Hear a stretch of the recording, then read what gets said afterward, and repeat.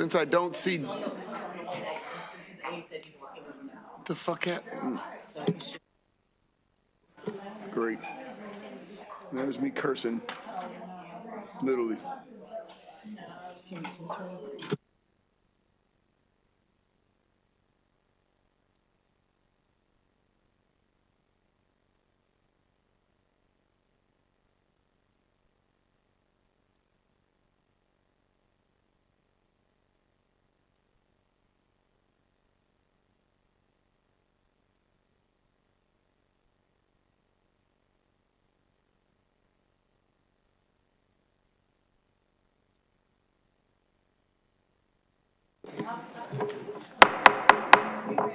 Now that our guest of honor is here, we can go ahead and get started in ECM.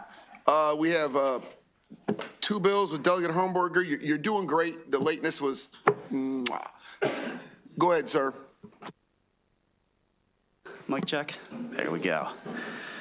Okay, Mr. Chair, members of the committee, Delegate Kevin Hornberger here for the record. Going to start off with HB 842. This is the farmer right to repair. So this is incredibly important legislation, not only for my district, but for the state. The issue that we're having is that over the course of the last decade or so, manufacturers of equipment, and this is happening in the automotive space as well, which is my second bill, are creating products such as tractors and heavy equipment that basically when you go to repair these pieces of equipment, you have to use a specified part and you have to have specified diagnostic equipment. And they basically created a regime where only certified technicians that are either employed by the manufacturer or blessed by the manufacturer can do those repairs. And what that has led to is because there's not enough providers in this space to delays for harvest and costs that have been expanded. So all this bill does is seeks to give the ability to farmers to be able to repair their equipment in field ready in a streamlined manner that's essential to maximizing crop harvest, especially when demand is outweighing the supply. So based on a 2023 study by the U.S. Public Interest Research Group, it was found that farmers lost roughly $3,500 per year to downtime caused by repair restrictions. If this figure is as magnified on a national scale, we're looking at $3 billion. Dealer mechanics charge an average of around $60 per hour more than labor of independent mechanics. And this is also excluding actual owners from doing the repairs as well.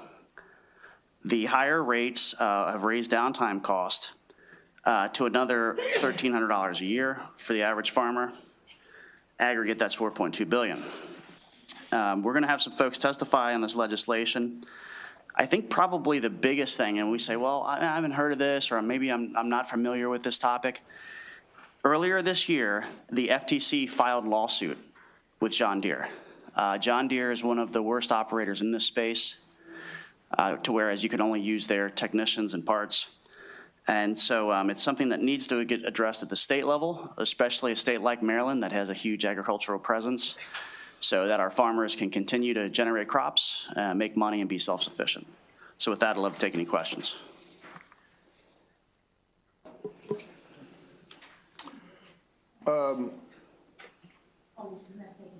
We are.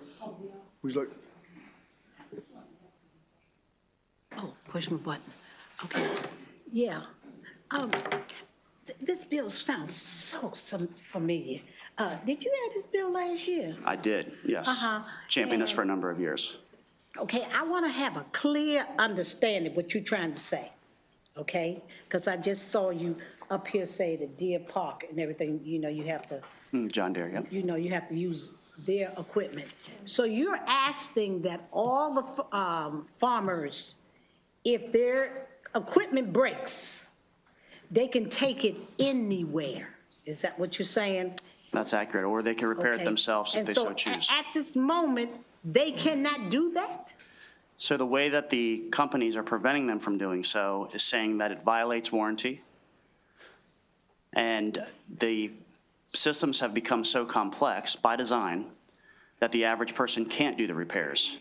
Because after you unbolt the part, put the new part on, you need to go and then reset the system, the telematics, et cetera, with the computer and software that only the company has access to. So imagine part breaks, you're the farmer, you replace it, you go to start up the tractor won't start now. It's disabled because you don't have the computer system to be able to reset it and get it running again. Okay, so who has the, so they have to buy the computer section from somewhere? Yep, To it's a use mix it. of software and hardware that only licensed technicians have access to. Only licensed technicians? Yep. Okay, all right. I thought I heard this before, that's why it was familiar to me. Great questions, thank you. Yes, thank you. Thank you. Delegate Queen?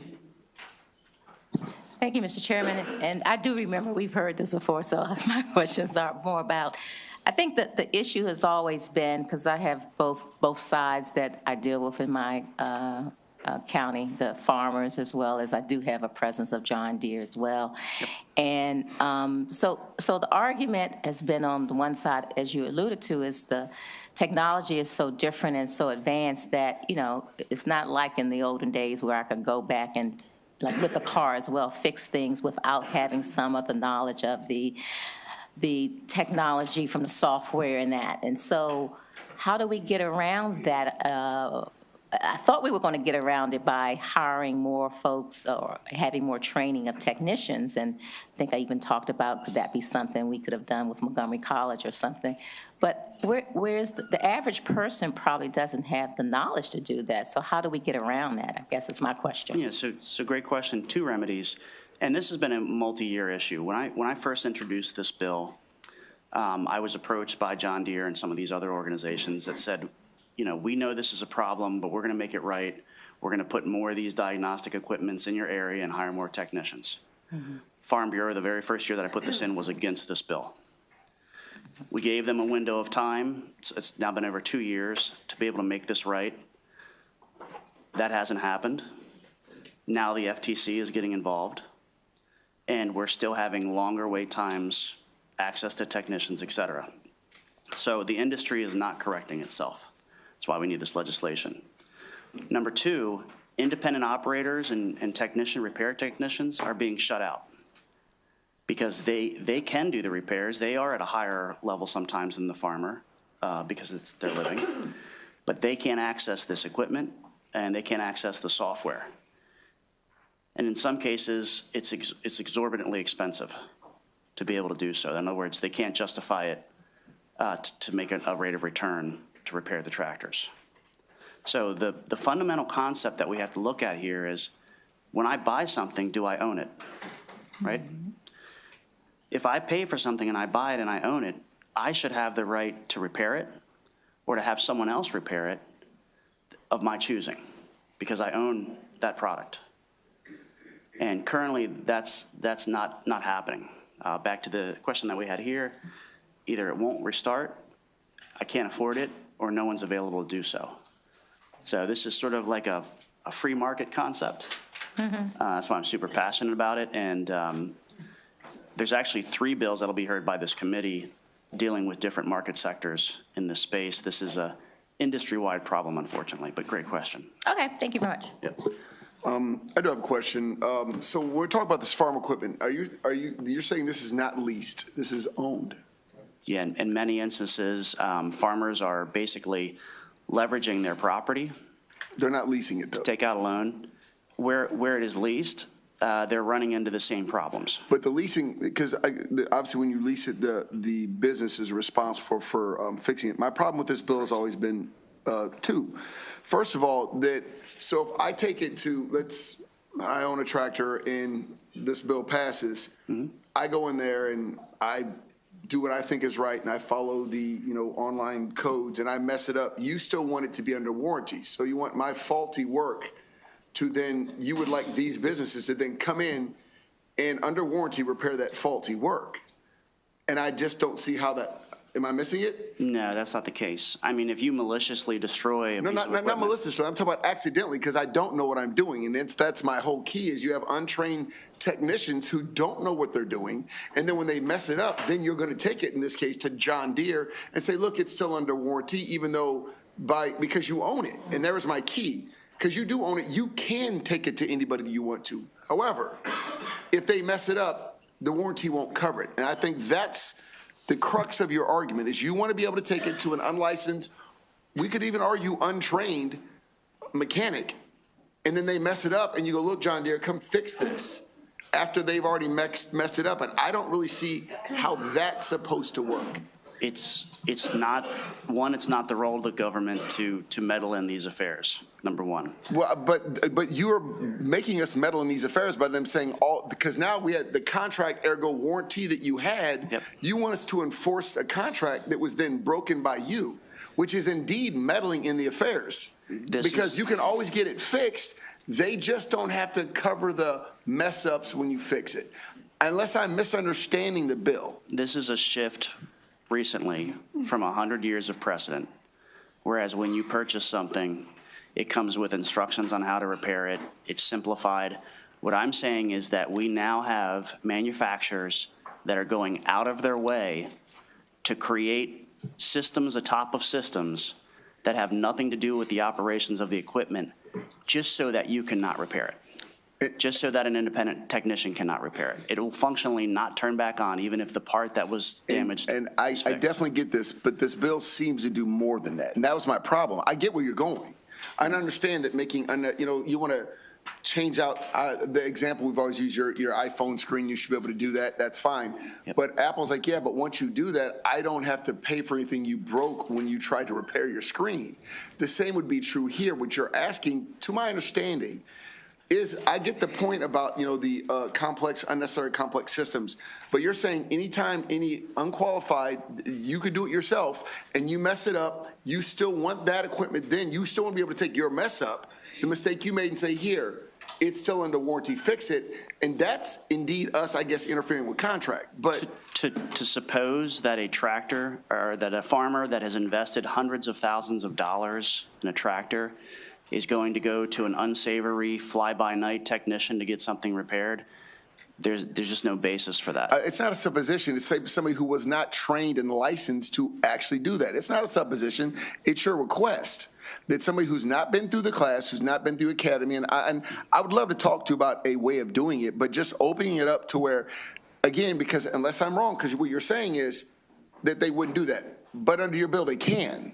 And in fact, they can be totally untrained, do it themselves, mess it up, and then by this bill say, you know what, there you go.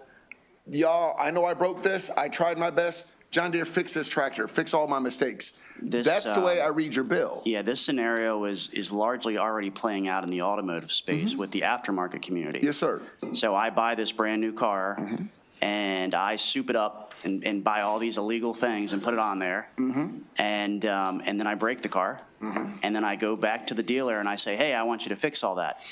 And in the current space that we have, that's not permissible. I agree. There's but that's not what your parameters bill set forward. does. So if going with this, what you just proposed, if someone comes in, they're a bad actor, they're not licensed, they shouldn't be working and they break it, that's on the owner. This bill in no way forces manufacturers or maintenance providers to make up for bad actors in this space. I'm not bad actors. I'm not, see, again, please don't misconstrue what I'm saying. I'm not saying that people intentionally do something wrong. I'm saying they accidentally, with the best of all intentions, go in there and mess something up. Then that's I on want to them. make sure that your intent, so your intent is not that the warranty cover these repairs if they're faulty, right? Correct. Your intent basically is that people be allowed to take, but I just, because I get where you're going, I'm just trying to understand. Your intent is that you should be able to take it to any repair shop that you want. Correct. They do those repairs and it still be under warranty, right? As long as the repairs were done within the guidelines set forth by the manufacturer. You're going to hear a lot of arguments about emissions compliance, for There's example. not a That's- lot. There's only one other witness, so I'm not going to hear that much. But we have heard it. But I will say we have heard it before. Of course. And obviously, we're going to talk to my subcommittee because I get your point. I just want to make sure you understand mine. Yeah, My concern. the committee has a lot more wisdom in the details than I do. Right, but just But making. this is a problem, and I think this is a way to go about fixing it. But I do want to make sure that I was going to say, the emissions is something that can't be messed with. Correct. So, Correct. again, when I say can't be, nobody here can stop any farmer from going there right now and messing with his emissions and doing whatever he wants to do. Nobody can stop us. Correct. Or stop him from doing that here. We just want to make sure that that's not something that we want done and that we Not at don't all. give them license to do that. So I understand the point of your bill. I just want to make sure you understood my reticence in going forward because the concern of, something out of warranty, then, or something, a repair that's done, a faulty repair should not be the responsibility of John Deere. I agree. That's all. Thank you, sir. I believe we have one, nope. Okay, well, we have one opposed. Okay. It's virtual. Mr. Schaefer? Yes, I'm here.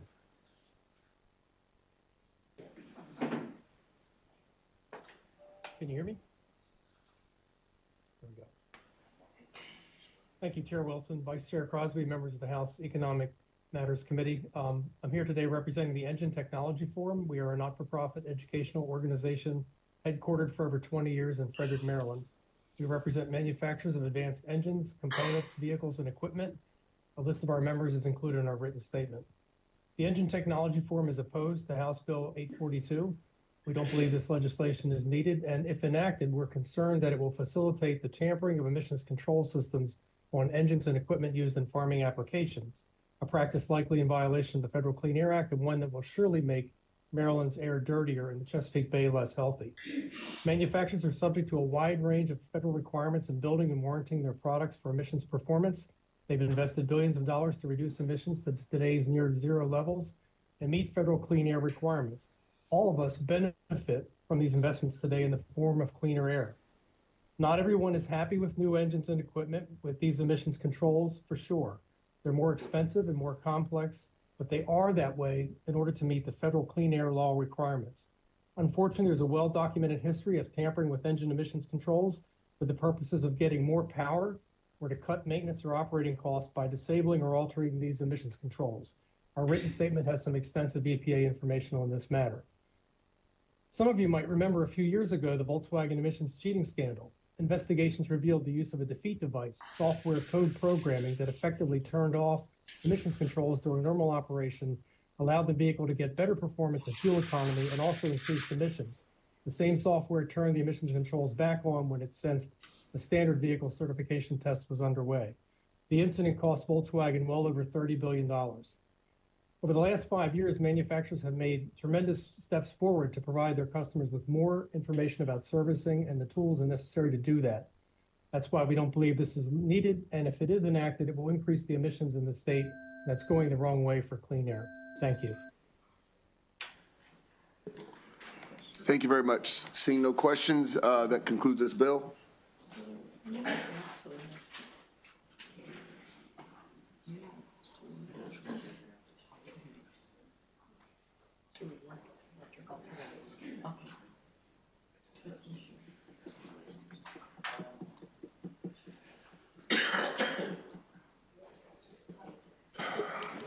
Next bill is House Bill 843. Delegate Hornberger. Thank you, Mr. Chair. For the record, Delegate Kevin Hornberger here on HB 843. Similar to the last bill that we heard, but this one deals with the automotive space. This is a consumer protection bill. I'll note on this bill, as well as the last one, these do have the support of the Attorney General of Maryland. This legislation protects consumers' rights to decide where and with what parts they can use to repair and maintain their vehicles. This bill provides independent repair shops and aftermarket businesses that produce OEM comparable parts the right to access critical information, tools, and equipment needed to maintain and repair at a fair and reasonable cost. The real issue independent repair shops encounter when servicing vehicles as a third party is access to vehicle telematics. You'll probably be hearing a lot about this throughout the year. The predicament seeking to remedy under this bill is what's called flashing. And that's where a software chip on the newer cars, once something is mechanically repaired, the repair is actually not complete. Many independent repair shops have difficulties when manufacturers try to access this telematic data for authorized repairs, and it creates a conflict whereas they cannot complete the repair. We're open to input from the committee and interested parties, but as you can see, this is slowly moving the independent repair shops out of the repair space and adding cost and delays to people repairing their vehicles. Why this is such a concern? We have the average life of vehicle is extended now from 4 to 6, 8 years. So vehicles are staying on the road longer, which I would argue is better for the environment because we're continuing to utilize them. And folks are finding themselves unable to get repairs done on their cars. So with that, we'd ask for a favorable, and happy to answer any questions. Thank you. And Delegate, I'm just curious, there's already federal legislation covering this, correct? There is an MOU that exists Correct. between, it has not been enacted at federal law level. It's MOU, I apologize. Yep. And that MOU is proving to not be sufficient. And there are a number of auto manufacturers that are not participating in the MOU. So, we're looking for some leadership on the state side to try to prompt this. I mean, ultimately, you would want universal language across the country. And that was the intent of the MOU. Unfortunately, not everyone's participating, and it's not meeting the needs of the consumer. And I'm sure I would love to get some more information on who's actually not participating, because on your bill, I had Tesla come in last year with just because I was worried about the EV market, and they pulled up, it was a website that I was easy to access from right in there. Every single part was there. It was affordable. Well, affordable is it was priced well. Sure. And the instructions on putting it in, the only thing it didn't allow them to do was access certain parts of the electronics. And I'll say this because, again, many people have these advanced vehicles, and I'm always concerned about somebody getting the ability to remote start my car, or my car can be summoned to wherever I'm standing. And I'm not comfortable with other individuals being able to have untrained, unsanctioned or licensed shops that basically have no oversight or accountability, having the ability to walk up and wake up my car and tell it to come to them. So that's the concern I have. So again, I think I've voiced this concern multiple times. I do know, because I've been on their website, and maybe they're not one of the bad actors, which I find hard to believe, but that was all right there, because I voiced this very same complaint. And it was all right there, everything, how to do it, how to, from the bumpers with the sensors, or, replacing the windshield and recalibrating it. So, I guess I would be concerned. My question is, who's not participating in the MOU? And this is a question, obviously, you can answer later. Okay? Yeah, I think the two biggest ones are Lucid and Lexus. Okay. So Toyota in general, or just Lexus? Because it is a Toyota. Yeah, I'm pretty certain it's just Lexus. I'd have to get back to you on Toyota. Thank you. But I know Lucid's a manufacturer that's not participating. Sure. And I also, if you want to do some more research on this, there's recently an article that came out. Do I want to do more research, you said? No, I said if you want to. I don't. But no, I'm sorry. We'll get there. If there's something we're talking about online, that's Sure, great. sure. I want to get to your one favorable, Mr. Kirk McCauley. I believe he's on the line. Okay, great. Good evening. Chair, Vice Chair, members of the committee. My name is, for the record, my name is Kirk McCauley. I represent service stations, convenience stores, and automotive repair shops in Maryland. Start my video, okay. No periods. Sorry there. This bill is a bill about consumer fairness. I'm not talking about going and doing something before the warranty's up, or when the warranty's up, 2 years, 3 years, whatever that'd be.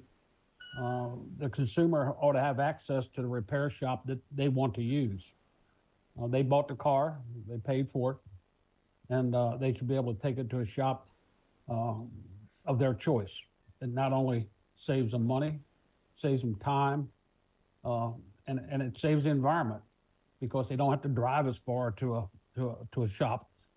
But they can use the shop. I mean, it's their choice. They can still use the dealer. They can use their own repair shop or their own consumer. You have my written, so I'll just be very short. And it's all about consumer choice. It's not about voiding warranties or anything, because if the car's under warranty, they take it back to the dealer. But when that's up, the automotive repair shops ought to have access to the electronic information, parts, tools, not for free. They have to pay for it. FTC has already settled on that as far as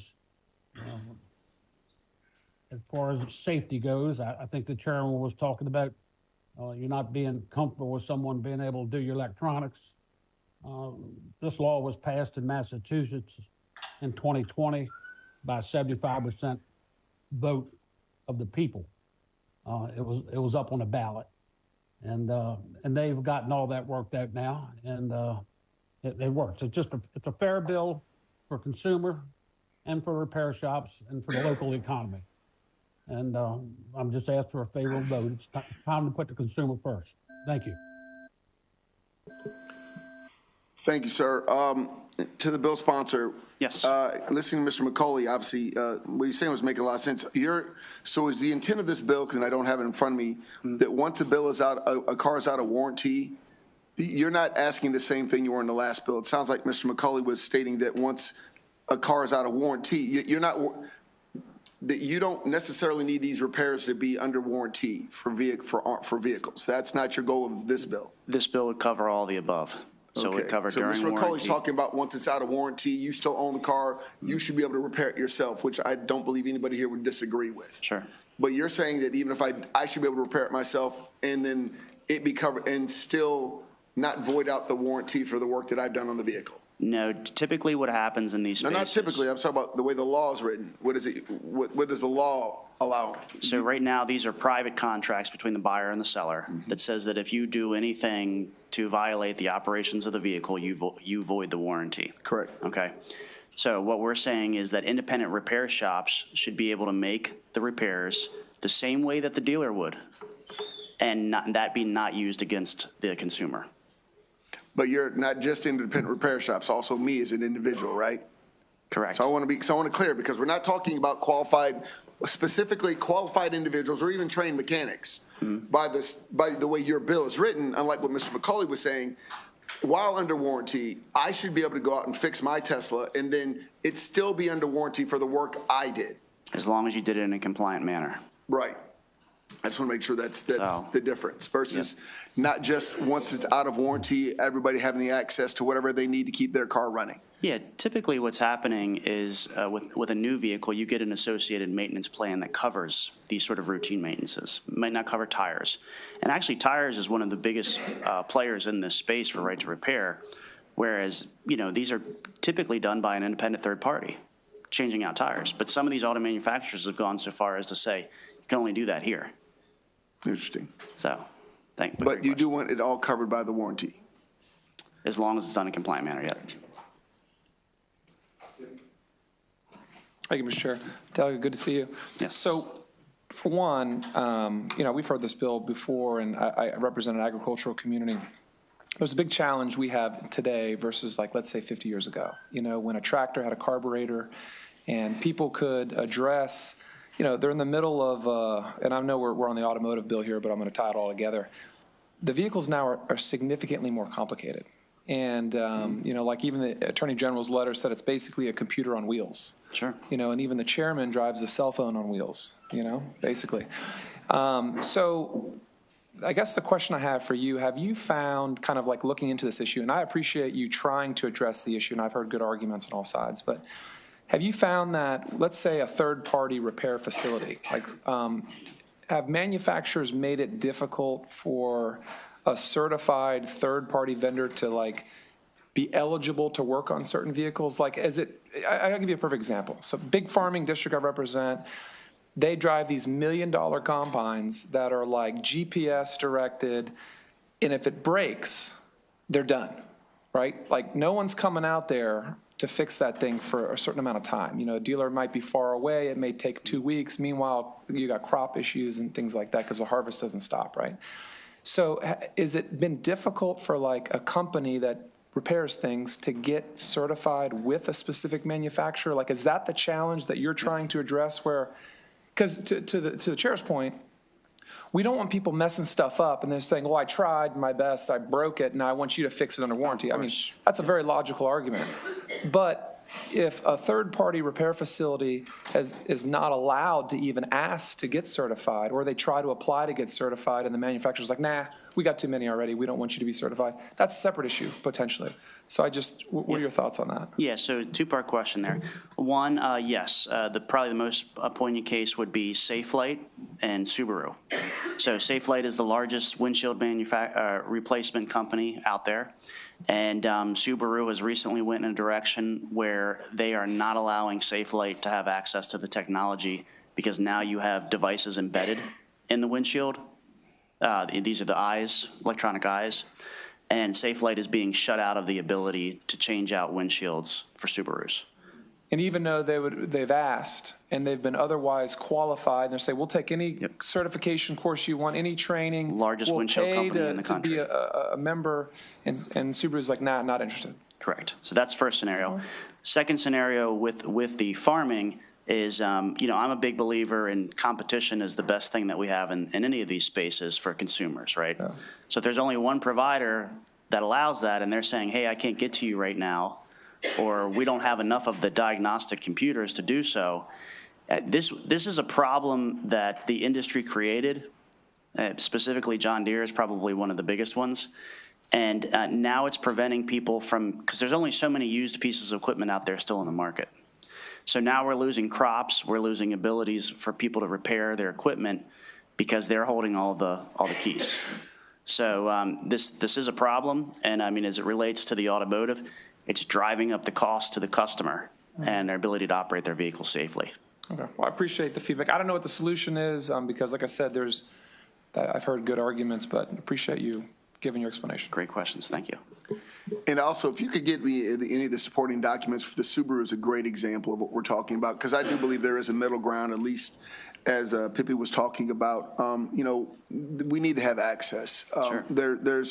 I'm not necessarily comfortable with every random person being able to do whatever under warranty or have access, but I definitely believe that, competition is important, and I'll say that we have a lot of these vehicles that, like the good delegate from Calvert County has one of those very expensive newfangled electric vehicles, and he's got to drive to Virginia to get it repaired. Yep. I know you hear me. But no, because I have the same problem, and it's very challenging. But I'm sure he would agree that you want somebody who is. Well, I would like a shop that's just qualified, not just Ray's automotive shop, an EV shop. I would like a shop that's qualified, that I drive there, that I know that they have the certifications, and I want them to have access to the training to be able to do it. So this is something we'll definitely work on and look into. I do believe we have a bunch of unfavorables, so to get one more question, David. I just want to make sure everybody's covered. Hey.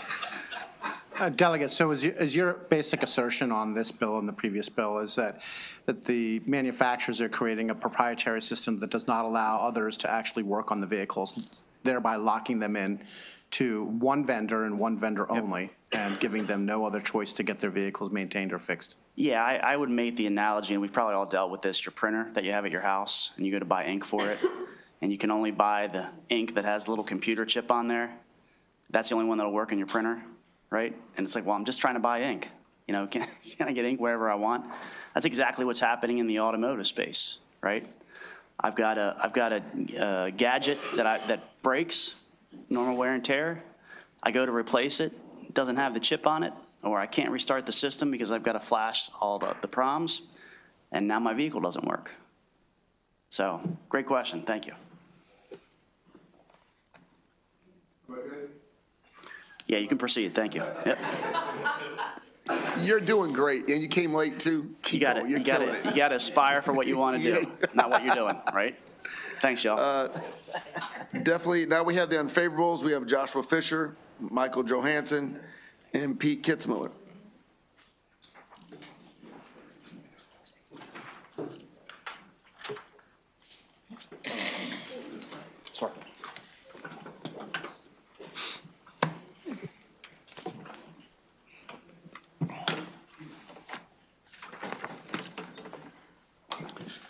Mr. Chairman, members of the committee, my name is Josh Fisher. I'm with the Alliance for Automotive Innovation. We are the trade association representing the automakers that produce the most light-duty vehicles sold in the U.S. every year. I'm here today to request an unfavorable report on House Bill 834, and that's not because automakers oppose right to repair. We're actually been ahead of the curve when it comes to this issue. However, House Bill 843 is a bill seemingly filed under the premise that independent repair shops need a law to ensure they have access to information from automakers necessary to diagnose and repair a vehicle. That premise is simply wrong. And here's the truth. Automakers already make available to independent repair businesses all the information needed to diagnose and service a vehicle. In fact, consumers already have a wide range of options to where to seek service to repair their vehicles. This is the very definition of consumer choice and only possible because automakers make available all needed repair information. This commitment was codified in 2013 under the Massachusetts Automotive Right to Repair Law, and as Chair Wilson noted, that was turned into a nationwide MOU in 2014. Now, we do recognize that vehicle technology advances, and that 2014 MOU was revisited and expanded in 2023 when auto innovators partnered with the Automotive Service Association, ASA, and the Society for Collision Repair Specialists, SCRS, to announce a new national repair agreement that ensures repairer access to all information needed to complete a repair, including telematic data as required. It's important to underscore that ASA and SCRS represent real repairers. In fact, thousands of collision and mechanical repair professionals and small businesses in all 50 states, and you've received letters from the Washington Metropolitan Auto Body Association and ASA opposing this bill. The reality is that independent repairers and automakers work together in service to their shared customers, vehicle owners. So how's it going? In 2021, the Federal Trade Commission issued a report called Nix the Fix about consumer repair options across all sectors and cited the automotive industry as the ideal model for other industries to follow when looking to ensure consumer repair options. So we'd request an unfavorable report on House Bill 843. Thank you. Mr. Chairman, members of the committee, my name is Peter Kitzmiller. I'm the president of the Maryland Automobile Dealers Association. We represent 300 franchised new car and truck dealers and their 22,000 employees across the state of Maryland here today in opposition to House Bill 243. I'm going to be very quick. There is no access problem. As Mr. Fisher outlined, since 2014, there's been a memorandum of understanding. It was updated in 2023 to take in some of these telematic issues we've heard about. And the bottom line is the committee has received opposition from the Automotive Service Association, which represents independent repair facilities, number one. Number two, 70% of all repairs outside of the warranty are done at independent repair facilities. So this idea that somehow you're forced to go to a new car dealer, which I'd frankly be happy about, but it's just not the state of the market. 70% of the repairs are done at independent repair facilities. And the last point, dealing with the warranty, it's just unreasonable. The way a car warranty works, you buy a new Toyota, and for 3 years and 36,000 miles, there's a problem. You take it to the Toyota dealer, you don't pay a dime. Toyota reimburses the dealer at some point, but to ask Toyota to pay, independent repair facility down the street for the warranty repair is just not reasonable. So for those reasons, we'd ask for an unfavorable report. Thank you, Mr. Chairman. I'm Mike Johansson on behalf of the Washington Area New Auto Dealers Association. A franchise dealer enters into a bargain with the manufacturer for the ability to sell those new vehicles and to repair those vehicles, particularly during the warranty period and the recall period. That bargain is something that the independent dealers, if you look on page 4 of this bill, it talks about a reasonable price. And one of the factors of the reasonable price is buying tools and equipment and information at the same price that the franchise dealer is able to get it at. We would suggest that that price that may exist for that particular part or tool reflects the whole body of that arrangement between the franchise dealer and the manufacturer, and allowing someone to use that at the standard is probably not the right measure. Secondly, among franchise dealers, let's take Ford, for example, clearly more than a dozen Ford dealers in the state. They compete for customers. They compete for warranty work. They compete for recall work. You don't have to take your car back to the Ford dealer that you bought the car. And the manufacturer doesn't pay the same for each of those repairs. So that is a very competitive business. It exists. And for someone to suggest they should be able to come in or that there isn't competition, even for that limited scope of work that we're talking about, just isn't true. So we oppose the bill, Mr. Chairman. We're here to answer any questions. Thank you, Mr. Chair. I'm sorry for my quacking duck voice. Thank you for your testimonies. I noticed that there was no more serious opposition for the previous panel, but so you're here talking specifically about this automobile repairment. Are you saying there is no systemic impediment from the manufacturers to prevent independent repair shops from accessing technologies to make it available? So in other words, it's a bill looking for a problem to solve? Is that what you're trying to say? That's correct. Yeah, absolutely. And that's why we re-upped the 2014 MOU just 2 years ago with two groups, ASA and SCRS, that actually represent small independent repair shops and repairers themselves. So you are saying the allegations are just false? That manufacturers are not systemically holding back information, including their proprietary technologies, so that independent repair shops cannot do their business and make a living? Independent repair shops today have all the information necessary to repair a vehicle, and there is no repair in the market right now that requires telematic data. If there were, these agreements recognize that, and that information would still be provided if there's no other way to get it. So yeah, repairers have absolutely everything they need today to do the repairs, and you'll see the letters from ASA and SCRS say the same thing. How do we know for a fact that what you're saying is true? The letters from the repairers. They're our partners in this. They're the ones who, if there was an issue accessing the information, the repairers would be the ones up here supporting the bill. They're the ones opposing the bill. Okay. All right, thank you. And I believe what Delegate Chi was getting to, we just heard specific testimony about Safelite and Subaru. Are you saying that's not true?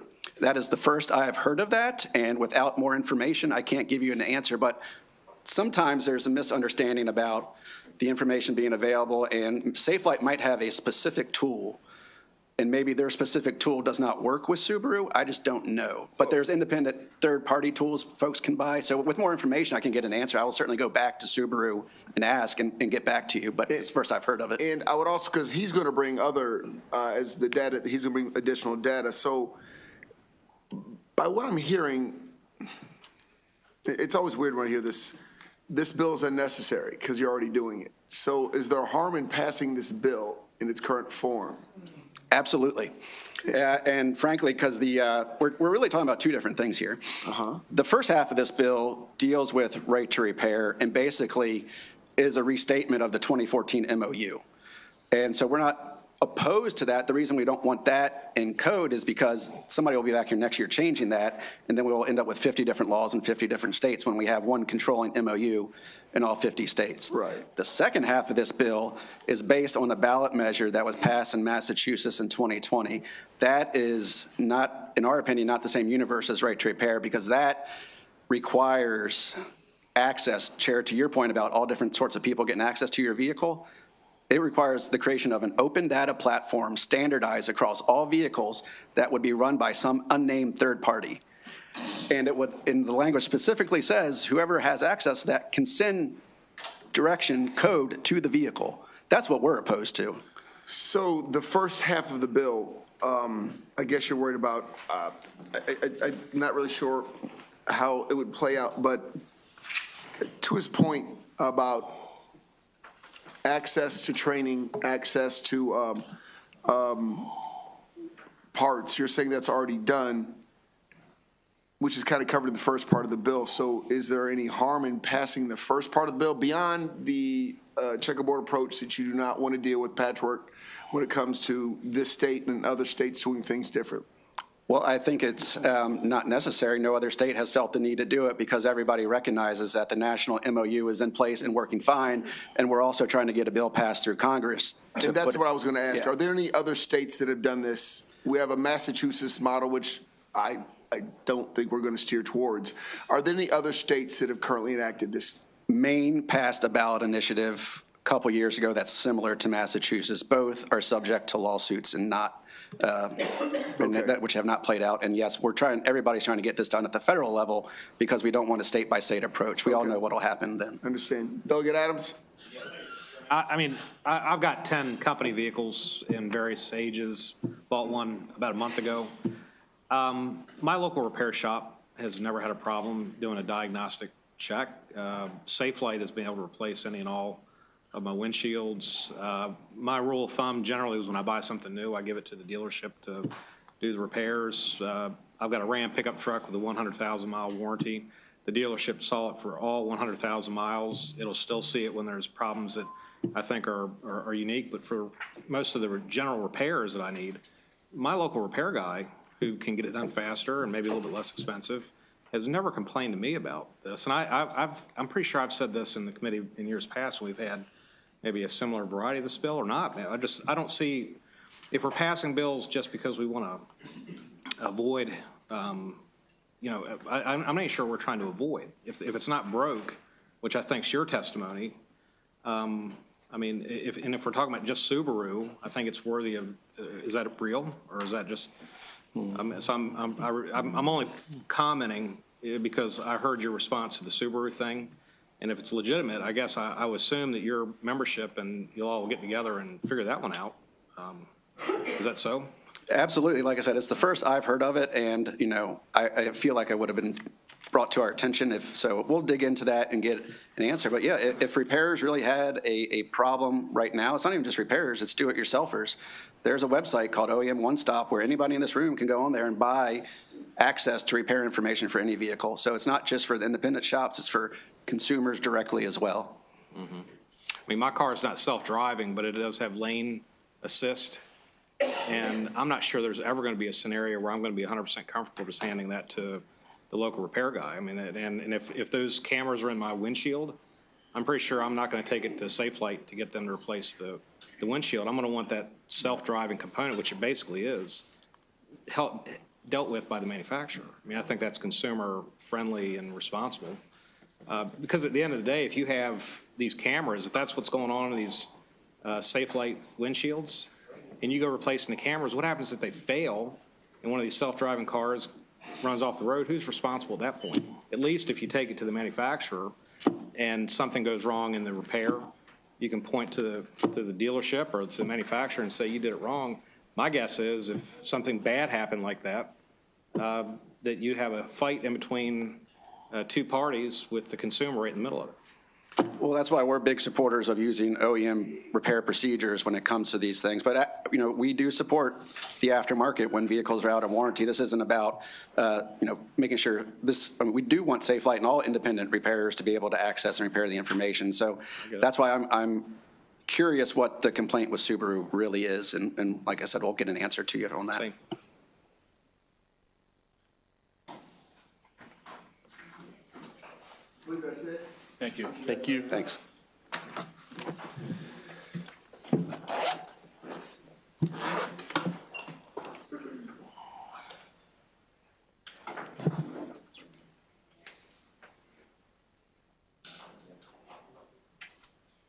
Delegate Foley?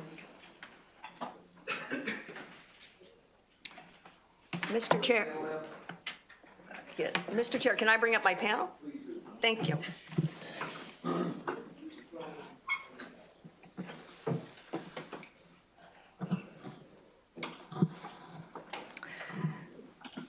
Thank you, Chair Wilson and Vice Chair Crosby and members of the Economic Matters Committee, as well as colleagues from the Health and Government Operations Committee. For the record, I'm Delegate Linda Foley, and I'm presenting HB 701, gasoline-powered leaf blowers, purchase, use, and sale prohibition. We're calling this the Clean Air, Quiet Communities Act. Let me just stress that I brought a bill on leaf blowers to this committee several years ago. This is not the same bill. It's a very different bill than the one I brought before, Mr. Chair. HB 701 slowly phases out the use of gas-powered leaf blowers on state property by state agencies and state contractors. So this bill has the state leading by example. The bill would require the state government to transition to electric leaf blowers as current devices are replaced. eventually getting to all electric leaf blowers by January 1, 2030 in the state. The bill also requires state agencies to comply with local gas leaf blower ordinances in place across the state already. To be clear, this bill is not a statewide ban on the use of gas-powered leaf blowers by homeowners or landscapers, nor would it affect farmers. HB 701 also makes several exemptions for activities by state agencies, including wildland fire suppression activities, prescribed burn management activities, firefighting activities carried out by authorized personnel, and emergency response activities. So I've been working with various state agencies on this bill and have addressed many of their concerns, and I'll continue to work with them if needed. As for the fiscal note, it notes about some upfront costs and I believe those result from a phased-in seasonal ban on gas blowers. I have a sponsor amendment that would eliminate those seasonal bans, which should take care of the upfront costs. In addition, it's our understanding that the fiscal note, and we were told this, does not factor in savings on fuel costs that the switch to electric equipment would trigger. These savings should be substantial and will definitely mitigate the ongoing costs outlined in the fiscal note. So this bill, as I said, does not prohibit the general public from using gasoline-powered leaf blowers, but it does place a ban on the retail sale of gas-powered leaf blowers beginning January 1, 2027. And this is a trend that's already underway. Home Depot, for example, states on its website that it projects its inventory of lawn equipment, including leaf blowers, to be 85% electric by 2028. And already 60% of the lawn equipment sales at Lowe's, Home Depot's competitor, already are electric versus gas powered. So the retail market is moving in that direction. You all know that we passed the Climate Solutions Now Act several years ago that has calls for reductions in fossil fuel emissions. We are also looking at and have passed many measures to meet those goals, but we need to do more. So HB 701 is another step, albeit very modest, toward achieving these goals. Let me point out on that note that a gas leaf blower running for 1 hour emits as much smog-forming pollution as driving a Toyota Camry 1,100 miles. That's about the distance from DC to Miami. So 1 hour of a gas blower emits as much carbon emissions as driving from DC to Miami in a Toyota Camry. A gas leaf blower engine emits nearly 300 times the hydrocarbons of a pickup truck. Gas blowers also produce dangerous levels of noise. I don't have to tell you that. Everybody knows about the noise. This is very dangerous for both operators and anyone who's near it. And the reason is not just the volume, but also the decibel level, which is roughly 100-fold higher than the decibel level of an electric blower. NIOSH, which is the National Institute for Occupational Safety and Health, says that just 2 hours of noise at 85 decibels or 15 minutes at 100 decibels can cause extensive hearing damage, especially to those operating the devices. And just for your information, gasoline-powered leaf blowers are well within that range. They emit 90 to 112 decibels. Several jurisdictions in Maryland have already banned gasoline-powered leaf blowers. They include Annapolis, Hyattsville, University Park, Tacoma Park, Somerset, Chevy Chase, and Baltimore City, Anne Arundel County, and Montgomery County, 3 very large jurisdictions in the state. As you know, Washington, D.C. has had a ban in place for several years. The University of Maryland has already transitioned to all-electric leaf blowers, as one employee describes in his favorable testimony, written testimony for this bill. So, in conclusion, HB 701 is the first step in the right direction to reduce environmental impact of gas-powered leaf blowers. It will help Maryland, put Maryland on the right path toward quieter communities and cleaner air. And I urge a favorable report, and we'd be happy to take any questions. Thank you. And I do have 2 panelists. You want the microphone? My name is Marie Laporte. I'm speaking on behalf of the Maryland Sierra Club in favor of HB 701. Gas-powered lawn equipment is a stunning source of harmful air pollution.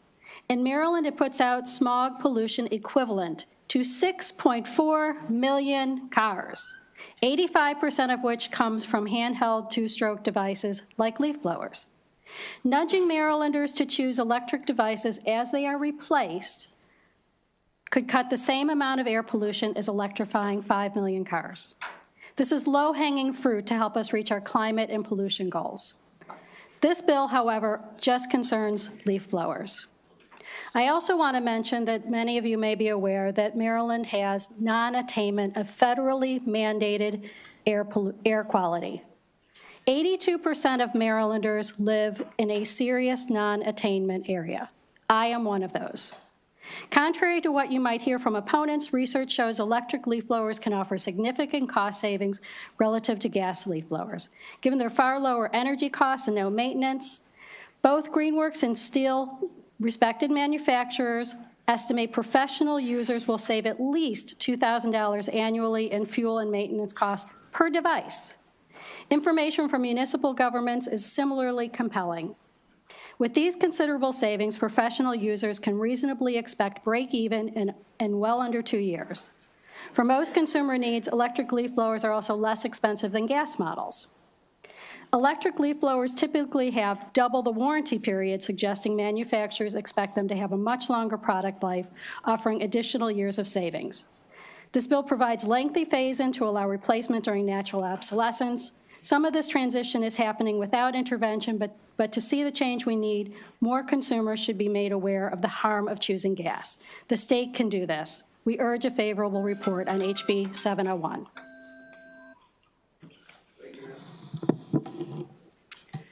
My name is Kirsten Hoffman. I'm speaking on behalf of the Maryland Native Plant Coalition.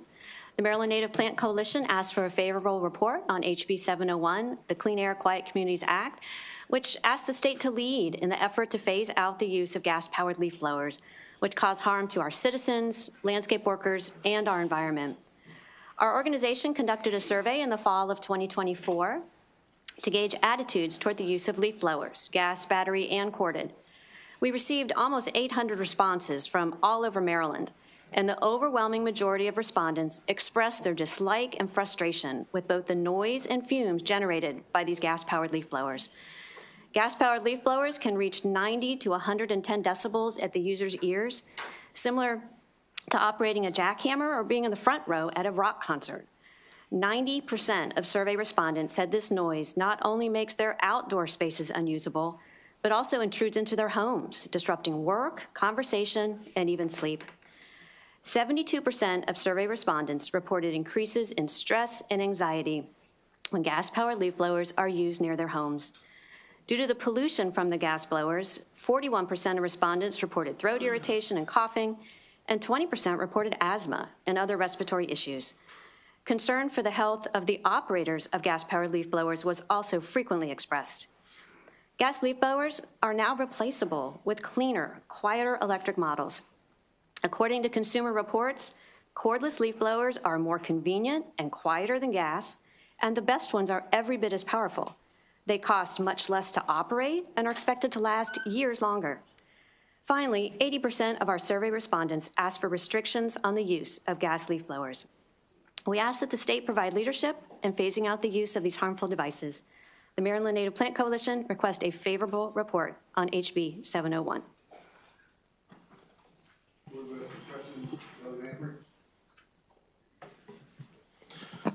Thank you, Mr. Chair, and thank you, Delegate, for bringing this bill forward. I'll start by saying I'm proud to own all electric fleet of lawn care tools at my home. However, I do have some questions about the bill as it pertains to the contractor piece. So I understand the implementation of requiring the state to make the shift. What I'm worried about, and I'm always considering, is our MBE contractors. So what I'm worried about here in this bill is those institutions that can quickly make the switch, that can afford it, have more money to do so, may get favorable contracts sooner. And my worry is that if the MBE community can't do it as fast, they might lose some of their contracts. So I wanted to get a better understanding as, have you thought about that? Have you talked to any of the MBE groups or associations about this bill and ensuring that you know, if this bill were to pass, that there's not any favoritism towards those larger companies that can do that have the contract with the state that can change out their fleet faster. So just wanted to get an opinion if you talked to those communities at all yet. Yeah, thank you, Delegate, for the question. And the short answer is no, we have not talked to them. We have talked to landscapers. Some of them may or may not have state contracts. But we haven't talked to the MBE folks. I do think that you raise a good point, and it's something that, you know, that is always the question on these kinds of bills, right? What happens with contractors? So I think we would be willing, if the committee's interested, to work with the committee to try to mitigate those situations. I do want to point out that 2 of the 3 largest jurisdictions in the state already ban gasoline-powered leaf blowers. So any work that's done in Montgomery or Baltimore City or Anne Arundel County or any of the other jurisdictions that I outlined already, you can't use gasoline-powered leaf blowers. I do think that, you know, that problem is going to even out over time. But having said that, I would be willing to work with the committee to try to mitigate those economic consequences of that. Thank you.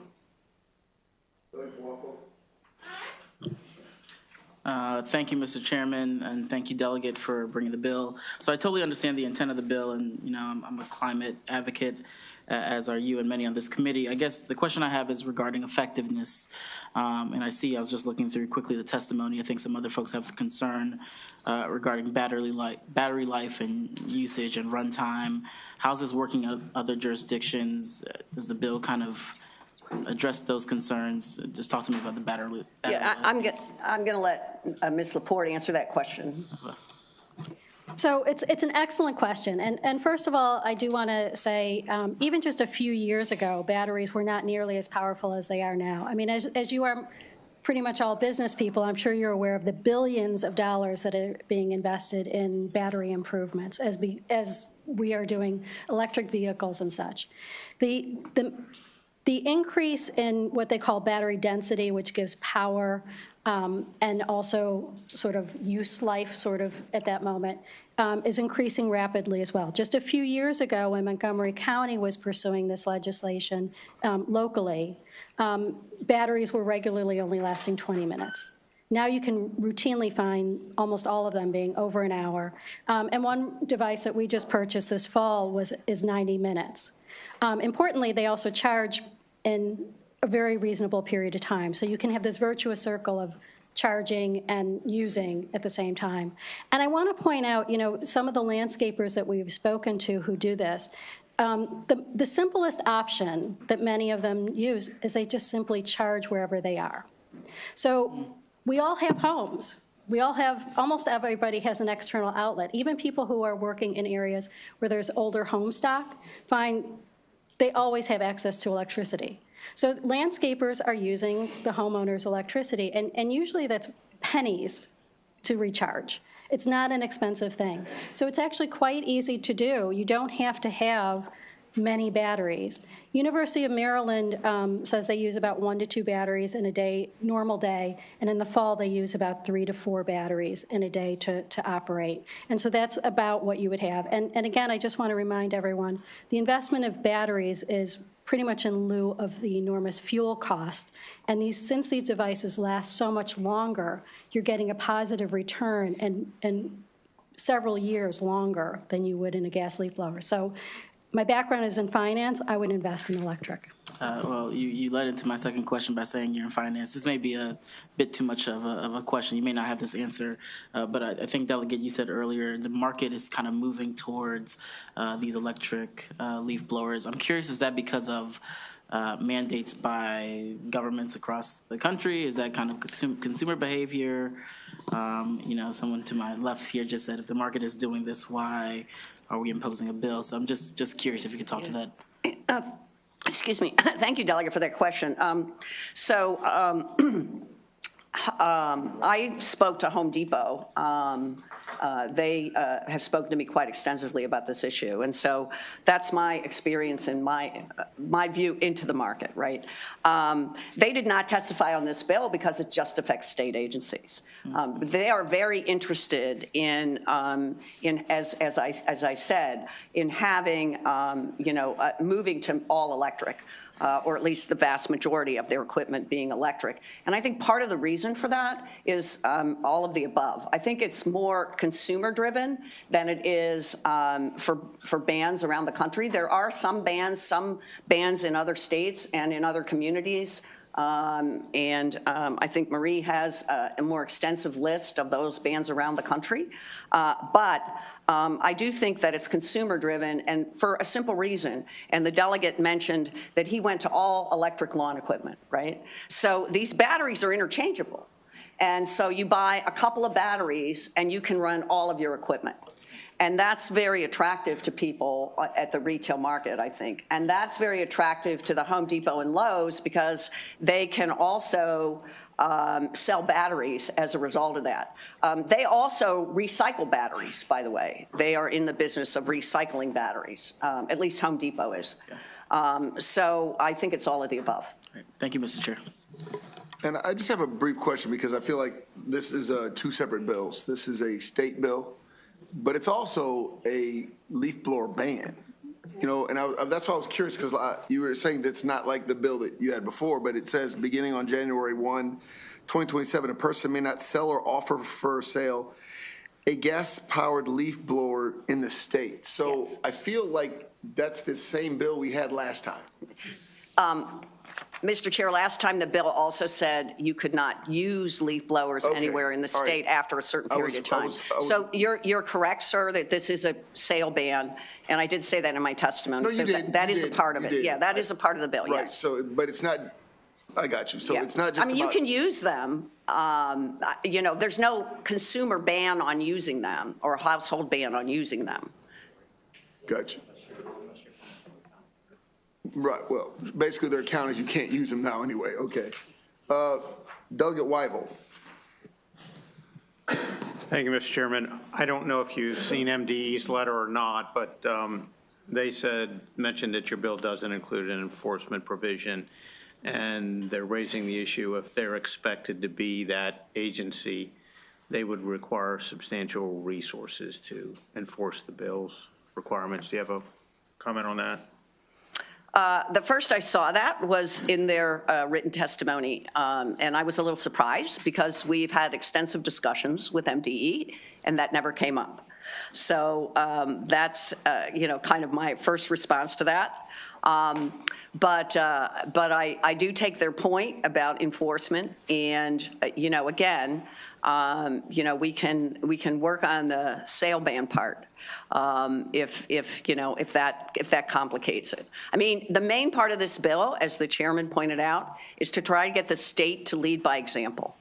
The sale ban is in there because we already have jurisdictions that are, banning the sale and use of these. I think we're going to get to the point where we have more jurisdictions in the state to do this.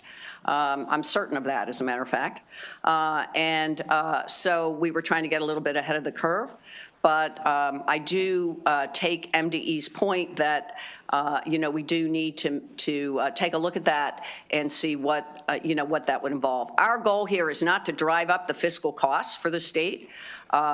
We think that replacing these devices as they would normally be replaced during the life of the device is a way to keep costs down. So I'm not interested in driving up the costs. So I think that's something we need to take a look at. All right, so second question. So if it sounds like the market's already headed in this direction, why is the bill necessary?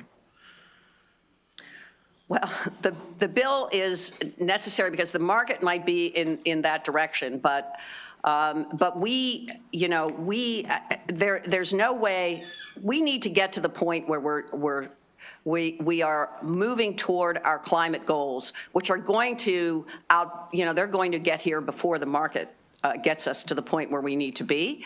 And our goal here is that at least on the state level, we can have cleaner equipment. We can get rid of these noisy, dirty, gasoline-powered leaf blowers and replace them with quieter, cleaner electric leaf blowers. So the bill, I think, is necessary because we have to start somewhere. And a good place to start is with our state agencies, in my opinion. All right, so you also commented that it was cheaper to operate an electric than gas. With electric prices increasing the way they are, is that a true statement? Or do you have any facts to back that up?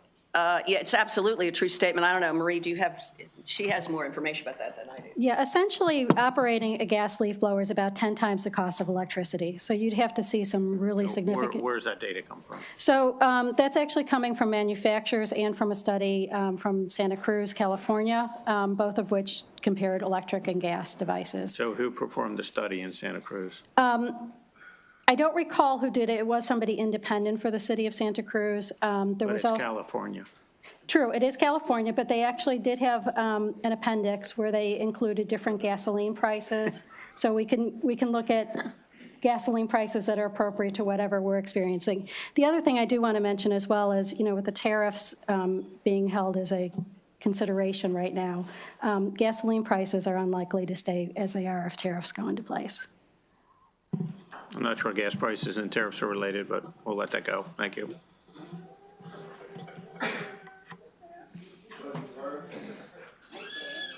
Oh, okay. Thank you, Mr. Chair. Thank you, Delegate Foley, for putting forth this legislation. I recognize the impetus behind it, and I recognize that there are different batteries you can use for the effectiveness of this type of equipment. But in looking at this and you were, I guess, alluding to the cost issue on cost savings, I just wanted to ask you, have you looked at an exchange program as people can turn in the gas equipment they have and trade it in, and that therefore allow the state and therefore allow minority businesses to be able to stay in the game? That's one thing. And second, I just want to ask, have you spoken with the Maryland Green Industry Council as to why they've taken an unfavorable position to such a green bill? Okay. If I may, Delegate, I'll answer the first question, and I'm going to ask Ms. Laporte to answer the second part of your question. So the first part of your question was why is there no, I'll call it a rebate program for turning in. First of all, remember, this is for state agencies. This is not consumers giving up their gasoline-powered leaf blowers. This is state agencies migrating to electric leaf blowers as their gas fleet wears out. So, they need to purchase a new one, they purchase an electric one, all right? So the rebate program doesn't make sense. And quite frankly, we looked at potentially having a program like this for consumers, but a statewide rebate with this budget situation and also just logistically is very, very difficult to do, and I don't think it's very practical on a state level. I will say that Montgomery County does that. They do have a rebate, and I believe Baltimore City does too. No, Baltimore City does not. Montgomery County has a rebate program like you described for consumers, but this bill is not consumers. This is not consumer driven. I'm not asking a consumer. I'm talking about contractors and subcontractors performing statewide work. Yeah, again, we looked at the rebate program, but given the budget situation that we have, this is a, I would not be in a position, I don't think, to propose something like that. But it is a good idea.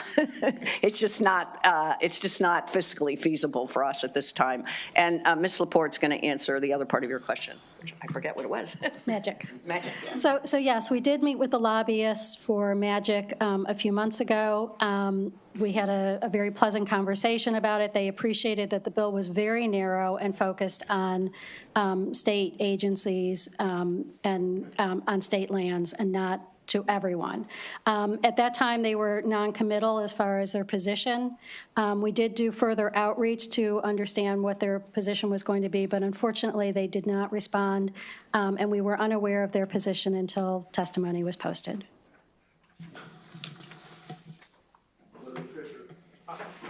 Thank you, Mr. Chairman. I'm curious, in Montgomery County where this is implemented, is it currently implemented so that no one can use a gas blower?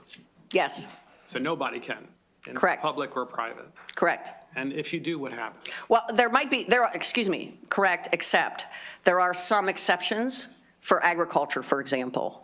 And I don't think they have an exception for firefighting, but they do have an exception for agriculture. So yes, there is a ban pretty much across the board in Montgomery County. So it sounds very confusing. So what happens if you use one in Montgomery County? There are fines. I know that's not this bill, but it's. Yeah, they're fines. But it is this bill, because that's the goal. So there are fines. What are the fines like if you use? I don't recall off the top of my head, Delegate, what they are. Do you recall what they are? Go ahead. I think they're fine. Yeah, they're actually pretty substantial in Montgomery County. If memory serves, I believe you might get a warning the first time, and then it can escalate to about $500 per occurrence. So someone. But the other ones in like University Park and Hyattsville are much, much lower. I want to say like a warning with maybe a $100 fine. And I do want to mention For that. using a leaf blower. Yes, but I do want to mention that there's, That's good. they have a grace That period. answers my question. So if someone in another county, like my county, is doing work in your county and they have a leaf blower, are you saying that they can't use that if it's a gas leaf blower? That's my understanding. Okay. Because, I know people that do projects in Montgomery and they live elsewhere and they may not be aware of this. So it's interesting. Yeah, but I'm not here to defend the Montgomery County ban. I didn't have anything to do with it. You're just here to put one on the state, yeah. Well, I'm here to have state agencies transition to. So my question then is, every county in the state is different, which is one of the great things, not just about the state, but also about the country. Every state is different, thus the term federalism. We, at least in my county, don't want to be like Montgomery County. There are some things that we admire, that's true, there are, and there's some things that we do not. Why is that a problem? Because it seems like this kind of legislation seems to always come from Montgomery. Well, sir, It's a truth. Okay. This bill does not make your county do anything that Montgomery County does. This bill is about state agencies, and I just want to keep going back to that. I know. And, you can think what you want to about Montgomery County, but this doesn't the only thing that matters is whether state agencies transfer their equipment, migrate their equipment to electric equipment. And that's what this bill does. It doesn't do anything else with respect to counties. It doesn't tell them they have to pass a leaf ban or leaf blower ban or anything like that. Delegate Foley, I appreciate that. It's just that your testimony was very broad-based, that, we want to make sure that this happens across the state eventually so that we get rid of them like we have in Montgomery County. That was really the testimony that you all gave. So irrespective of what the bill says, as we all know, every bill leads to eventually to another. So I'm only hearing what you're saying. Yeah. Well, sir, I did not say that, but you can go back and listen to the transcript, and you can read my written testimony. I didn't say anything like that. But so you don't want to ban leaf blowers in Calvert County? Nope. You don't want to not with this bill, no. You don't want to ban gasoline leaf blowers in Calvert County? Nope, not with this bill. Interesting. Thank you. Again, I think the point is that while she doesn't want to ban, the good delegate does want to stop gas-powered leaf blowers from being sold throughout the state. Yes, It's not that's a ban, correct. but it is basically banning the sale Yes, sir. of gas-powered leaf blowers. So the two, again, this two parts of the bill. It's the state. Thank you, Marcus. It's the statewide usage as well as an out-and-out sales ban by 2027. So, Yes, correct, sir. So we can move on. I apologize. Delegate Jalega. Thanks. Thank you, Mr. Chairman. Great to be in your wonderful committee. So I was curious because my husband and I have a construction company, and the batteries can be more expensive than the tool sometimes. You buy a tool kit, has one battery, and oftentimes it's cheaper to just buy a newer set with the battery because the batteries are so expensive. So I asked Dr. Google about it, and he said that the batteries are at least $300 each.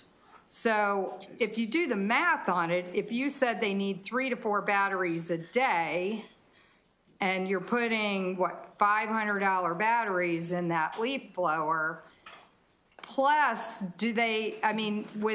with needing to change the batteries that many times, I'm assuming that the commercial outfit will have a gas-powered generator on a trailer because you have to charge the batteries up. If you got to change the battery every 2 to 3 hours, how are you going to charge the battery up if you don't have a generator on your trailer? And then are you concerned about the noise the generator's going to make? Well, not necessarily do they need to have a generator, because if the batteries last 3 to 4 hours, they can plug them in wherever they're working. And let me just also point out that that's not how commercial. No, wait, you got to let her answer the question. All right, I'm sorry, you're correct. Yeah, they can also plug them in. They can have more than one battery for their equipment. Firefighters do this all the time. Firefighting equipment in Montgomery County is all electric now. Like your Jaws of Life, all of that equipment is electric, and they carry batteries to run that equipment on those trucks. And they go out to multiple calls and they use them. So I don't know about generators on the trucks. There also are vehicles, and I've seen this too, they're making trucks now that actually will charge equipment or charge batteries from the vehicle itself. We looked at this for electric school buses when we looked at electric school buses, that this is an option for electric school buses to be charging other things while they were sitting idle. The same is true of some trucks. So I think the technology is evolving, and I don't know that we necessarily end up with generators all over the place. I think maybe because it's evolving, we should hold off on this. But as a commercial business owner, your customer's not going to really want you coming to their place of business and saying, can I plug in my 6 batteries for my leaf blowers? So I think you're going to create an unintended consequence of having these commercial landscaping companies needing a trailer with a gas-powered generator to charge the batteries, which would defeat the purpose of what you're doing. Thank you. And I would just add, though, Delegate, that we're not talking about customers. We're talking about the state.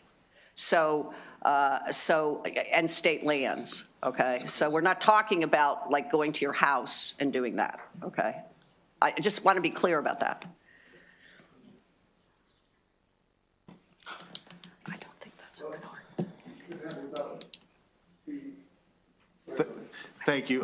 To Delegate Shalega's point, I'm a guy, I like toys, and I went out and I bought my leaf blower. I bought the super duper Milwaukee with dual batteries, and I can assure you that I can barely do my driveway on a double charge of two $350 batteries. That being said, your bill also says we won't be able to sell gas powered in the future, okay? If I'm in a business and I need to be productive, that is not the solution. I appreciate that Montgomery County Fire Departments, they have the luxury of not having calls going day to day to day. So when we look at this thing as a fiscal readout, if you will.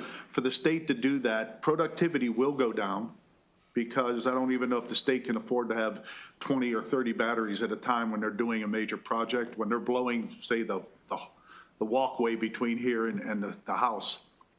That's a big job for one of those. I think killing the whole thing is a problem. Maybe state could absorb the cost. But if I strap on my back, my gas-powered one, leaf blower, I can do my whole yard without interruption. I can do it all. And I think we're not looking at the productivity side of it. You're not looking at some of the people that actually do this for a living. Some of the people with lesser dollars that are trying to make a living here and they do landscaping. I don't know if you have any, I saw one piece of testimony where somebody mows the lawn with an electric mower. That's totally not happening, but it's a nice thing to see if you're in a little neighborhood. But when you are mowing acreage, that's not practical. But I would just say that I would suggest you remove the ban forever and not being able to sell it. I don't think that's a feasible thing for businesses in this state, and I think it will hurt the economy. Wouldn't you agree? Thank you, Mr. Chair. She didn't agree. Just a couple of questions, Delegate Foley, since they were brought up by a number of my colleagues. Does every single battery for an electric blower cost $300, or is there a various amount of money depending on the manufacturer of the blower, the size of the battery, or is every single one of them exactly $300? That's a yes or no question. They vary in price. I'm sorry? They vary in price, Okay, and they continue to come down. So what was stated earlier is that every single one of them costs $300. That's not correct. I think $300 is a common price. Okay, so but that's it not, depends so the on- previous statement is not correct that every single one costs $300. Correct. Just, They're not, they do not all cost $300. thank you. My second question to you, maybe Delegate Foley, you know, do you know what the population of Montgomery County is? As a matter of fact, I do. What is the population of Montgomery County? It's 1.2 million people. And do you have any idea, Delegate Foley, how many calls of service the Montgomery County Fire Department made last year to serve 1.2 million people? Do you know how many calls? Because it was alleged earlier that Montgomery County's fire department doesn't actually do very much. So I'd just like to get on the record to... Delegate, the answer is 120,000 calls for service. That would not surprise me. Okay.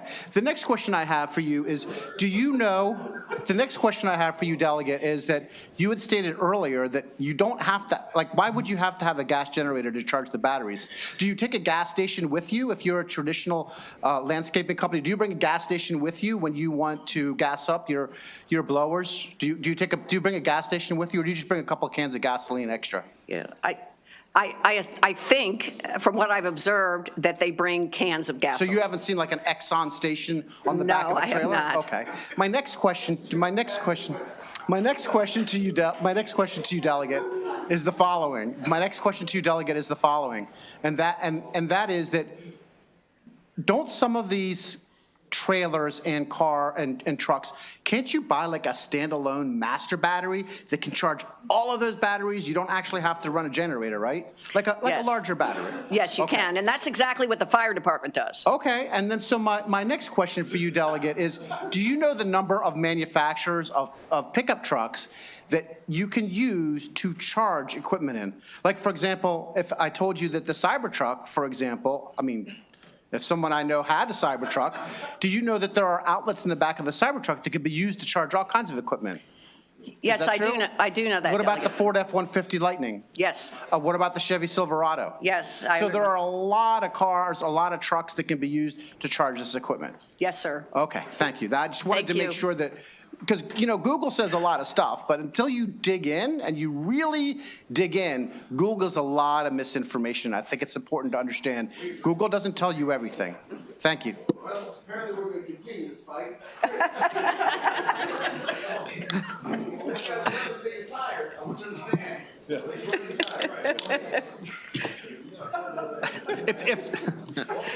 He's not going to let you insult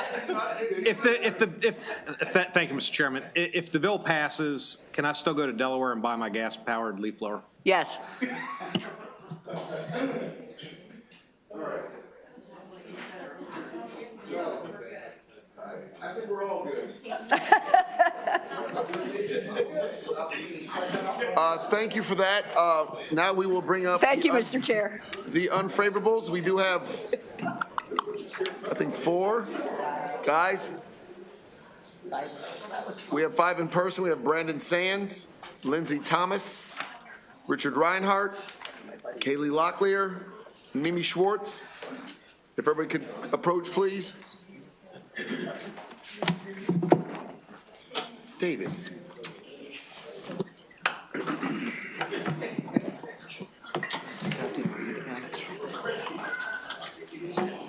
Okay. I get this out. Can we? Ladies first. Yeah, sure. Go ahead, Kaylee, you can start. Good afternoon, Mr. Chair and honorable members of the House Economic Matters Committee and Health and Government Operations Committee. For the record, Kaylee Locklear here on behalf of the Maryland Retailers Alliance. We are in opposition to the bill. And I do thank you, Mr. Chairman, for pointing out page 3, which is where all of the issues that we have with this bill lie. So from a compliance perspective, below are just a couple of thoughts that we have for you. In section 3-604A1, this provision creates an unnecessary compliance burden and unfairly shifts the responsibility of communicating future legislative updates and government policy from the government or the agency onto the retailer itself. Also, because there's no specificity in it, depending on how the disclosure is to be made, it may require us to incur costs to update product labeling, marketing materials, store signage, and associate training. A customer then may also think that gas-powered leaf blowers cannot be used in 2027 or after, and that they will be completely banned. And finally, the notice of a future governmental policy may also deter a customer from purchasing the gas-powered leaf blower when we are trying to sell through that product. Section 3-605A about local government authority, I don't think this will surprise anyone, but we would like to see preemption there.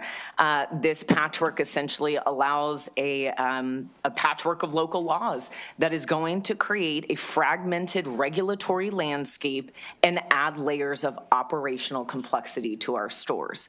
It will require stores to manage different product availability, timelines, signage, and sales restrictions, confuse customers between jurisdictions, and create competitive disadvantages in stores across jurisdictions.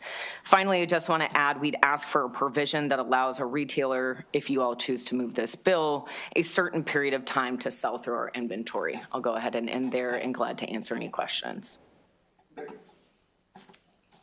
Can I go?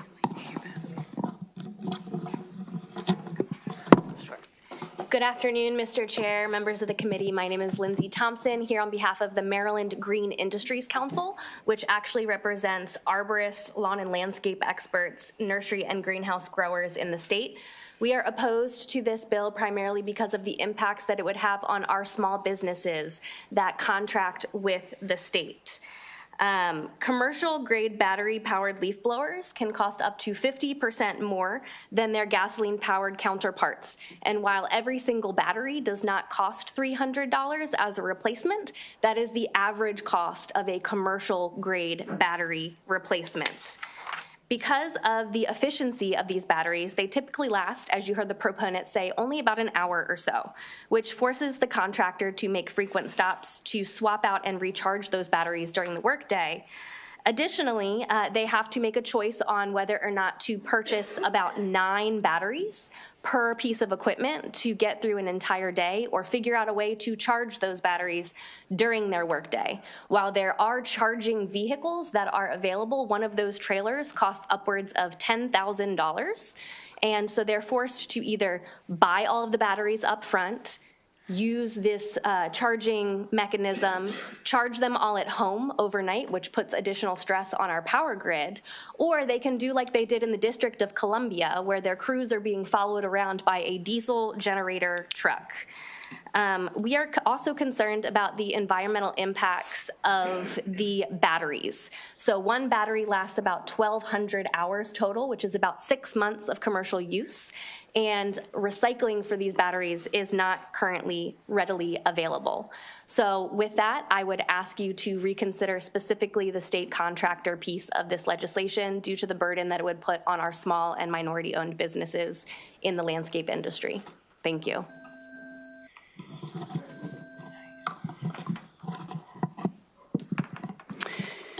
My name is Mimi Schwartz, and I'm speaking as a concerned citizen.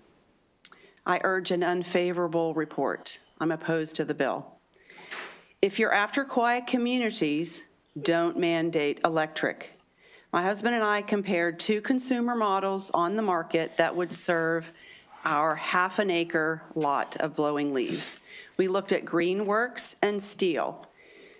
They were louder at 87 versus the Steel 75, and it's a higher pitch, so it's more annoying. Electric will take 25% more time to do the job because they don't blow as hard. And there's no science that proves that outlawing these in Maryland will give us cleaner air.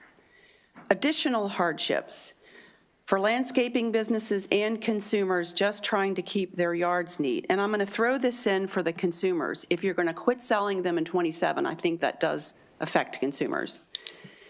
So safety, lithium-ion batteries are randomly exploding, and they're difficult to extinguish when they do explode. The cost, when we looked at what we would need to do our half an acre to get the batteries, the unit, and the chargers, plus, well, that was $1,183 versus the gas-powered Steel was $549. And then we would have to replace the new batteries in 4 years with a cost of $620. Again, those are for the consumer model. There's a risk. There's an additional load on the power grid, so we could all be at risk for being in the cold and without power. Time, 25% more time to do the job, like I said, because it doesn't blow as hard, plus changing the batteries every 13 minutes. Time is money for businesses and consumers. So for businesses, the higher cost of equipment and time on the job, and for consumers, quality of life.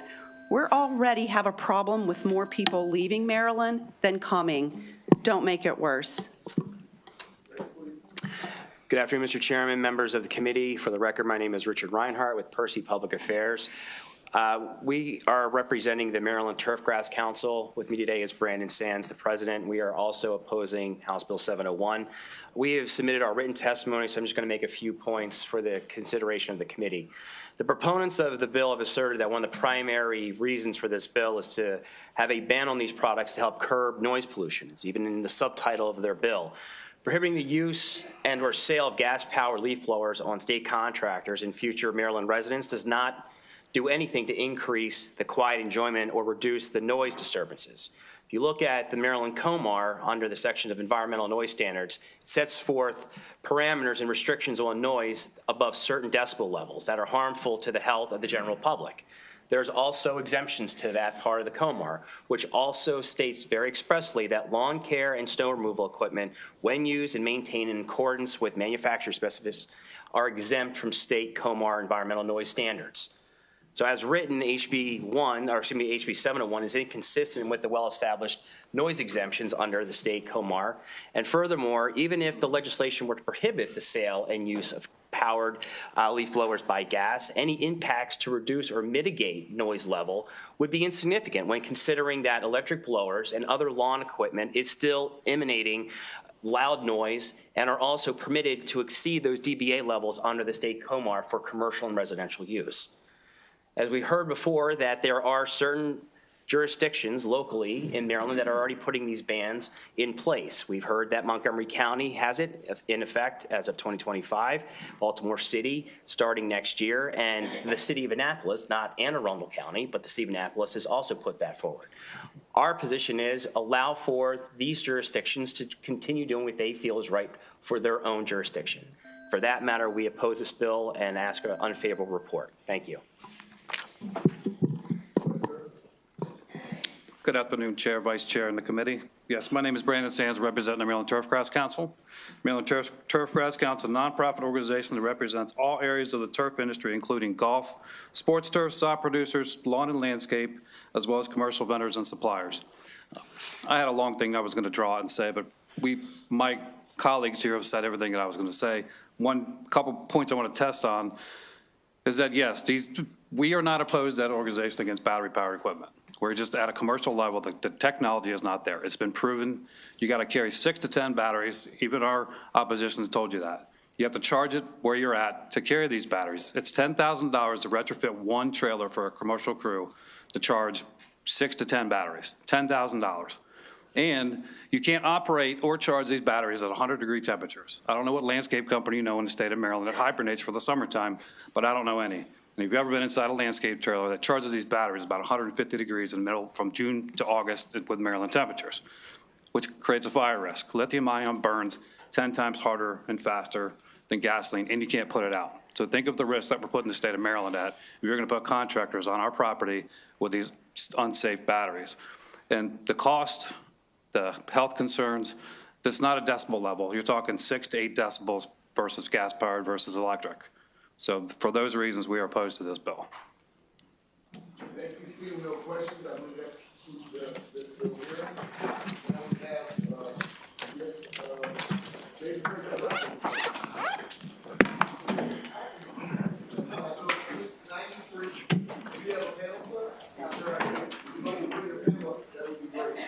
That would be amazing. Thank you, Chair.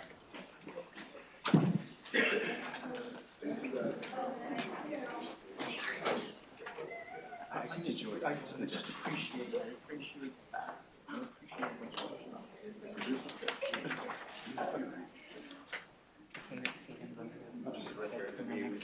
Yeah, sit right next.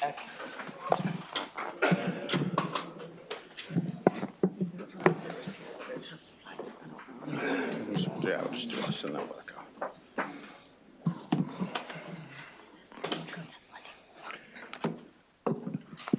Mr. Chair, thank you very much for said gift. I really appreciate it. I'm here, members of the committee, I'm here to present House Bill 693, predatory lending. You all are very familiar with this bill. Before I had this bill, Delegate Howard had this bill. This bill has been passed out of the Senate, I believe, 4 times. Here we are one more time. So as you know, and I'll just go through a couple of the pieces and then I'm going to pass it on to my panel. But House Bill 693 will establish a regulatory framework for lenders that provide commercial loans to small businesses. As you know, small businesses sometimes get themselves in a situation and they need some money. And sometimes, not all the time, but sometimes what's lent to them is not fully disclosed. What they end up having to pay back is not fully disclosed. And in some cases, when they figure it all out, their business is gone. They've lost their entire business. This bill specifically establishes requirements for disclosures on annual percentage rates, calculations, repayment terms, and extensions of special offers. It requires an APR to be expressed as early rate, including all fees and finance charges in accordance with the Federal Tooth Lending Act. And a few other pieces. And with that, I will pass this to Kaylee Locklear. Good afternoon. Again, Mr. Chair and honorable members of the Economic Matters Committee. For the record, Kaylee Locklear here on behalf of the Maryland Retailers Alliance. We are in full support of this legislation. And so this all started when one of my small members on my board who owned a toy store in Fells Point in Baltimore City came to me to tell me that she took out 2 of these lending products and she could not dig her way out of them. She felt embarrassed after 15 years of being in business and truly had no idea of the triple-digit interest rates that she'd be sucked into and that would ultimately bring her store down. This issue can be summarized very briefly. Common sense APR disclosure for small business financing is supported by the FTC, small business groups, the banks, for-profit fintech lenders, nonprofit civil rights and community groups, but it is only opposed by a small segment of finance companies that charge high APRs and they do not want to disclose them. But guess what? They can disclose them, and they do. in New York and California and are operating there still. Financing companies generally already know the estimated APR. After all, the annualized rate is what they expect a small business to pay, because that's the same rate they expect to earn. Financing companies generally do not give out financing without an exception of what they're going to earn. This bill simply discloses the basics we all expect: payment amounts and frequency, finance charges, upfront or prepayment fees, estimated term of the repayment, and most importantly, an estimated APR. And the committee has had two concerns over the years. One, can APR be calculated? And it can. Plus, we added a safe harbor provision in the bill that as long as they calculate it, as the bill lays out, they will be completely protected. And secondly, do the same amount of lenders, Mr. Chair, you asked this question, still operate and I didn't ask any question. Well, we had a conversation about this, so I just want to touch Let's it. wait till there's a question posed because you're. All right. Well, I will wait, but we have an answer. We have an answer to that question as well. So we urge a favorable. Thank you. Okay. I guess my first question is, Kaylee, you talked about the 2 states. There are 9 states total. There's 7 Mr. states Chair, that don't use. I apologize. That's okay. Oh, I was going to testify if that's okay. I was going to harass Kaylee first, if you don't mind. No, actually, because now that I remembered what the question was, I wanted to get into it while it was still ripe in her mind. Go ahead. Thank you. You don't mind? Utah and Virginia. Thank you. So, Kaylee, you mentioned there were 9 states. There's 2 states that use APR, but there are 9 states total. So the others don't use APR, right? Would you be offended instead of, if we say that APR or a stated rate? Because my concern is always, and I've said this many times in this group, is you see the 16% APR on $3,500. I have no idea what that means. However, if you told me that the total payback was going to be $250, that's a flat rate that because I'm not a math guy. So would you be opposed to allowing flat rates as long as it was properly and overtly disclosed instead of APRs? Mr. Chair, the other states that have the legislation that you referenced outside of New York and California were bills that were shopped by the industry to evade estimated APR and disclosing it. It is something that they're doing on their part so that small businesses cannot compare apples to apples about what these products cost. And so my response would be, we do not prefer that model, and we're asking the committee to consider estimated APR as well as disclosing the finance charge. So again, having a flat amount, you're opposed to just seeing this is how much it's going to cost you instead of an estimated APR? Because I thought the whole point was disclosure. And disclosing exactly how much you're going to pay back seems like the goal that you're looking for. So what the bill mandates as far as disclosure goes is payment amounts and frequency, the finance charges, upfront or prepayment fees, the estimated term of the repayment, and the estimated APR. So it is full disclosure. No, I've read the bill. I'm just asking because the issue being in the other 7 states where they were arguing, we'll just use for arguendo, that it was difficult to do the estimated APR, although possible, because apparently they did in California and New York, that having a flat fee of just what you were going to pay back was what they were looking for. And because we're talking about a consumer protection model, I kind of thought that was the issue, because you can shop that around just like you can shop an APR around. Yeah, seems good. For us, we are looking for that addition of estimated APR. It is not good enough for a small business to be able to compare loan to loan and how much money it's going to cost. And I think for a small business, when they understand that it's a 75%, 100%, 200%, 300% estimated 400%. APR, exactly. They have a right to know that, and that's going to make them think twice about whether they take that product out, because half the time they can never crawl their way out of that product. This is modern payday lending for small business owners. Sure. I believe that was my question. Go ahead, ma'am. Hi, thank you. My name is Lauren Walters, and I'm with the National Community Reinvestment Coalition. We have over 700 community organizations nationwide and in Maryland, and we're proud to support HB 693. I'd like to share 3 reasons why this bill is needed to help small businesses in Maryland. First, this bill will extend protections to small business owners. The federal Truth in Lending Act has required lenders to disclose APR since 1968, but this bill would close a legal loophole and extend these protections to small business owners. Second, this bill will help entrepreneurs to access affordable capital that they can use to grow their businesses and contribute to their local economy. Goldman Sachs states that 65% of small business owners found it difficult to access capital. To access affordable capital. When business owners pay too much for capital due to a lack of transparency, the high prices prevent them from growing. This leads them to lay off workers or freeze hiring, and this negatively affects their ability to build generational wealth and contribute to their community's economy. Third, this bill will help disadvantaged entrepreneurs. Business equity remains a vital component of wealth building for families and represents 21% of wealth accumulation for Black households. But the Federal Reserve research finds that Black and Hispanic business owners are twice as affected by what the Fed calls higher cost, less transparent credit products. The lenders that benefit from these high cost, less transparent credit products form the opposition to this bill. HB 693 is supported by small business groups, banks, fintechs, civil rights, and community groups. And I urge you to join these groups in supporting the ambitious and hardworking entrepreneurs in your community by supporting the Truth in Lending Act. Thank you.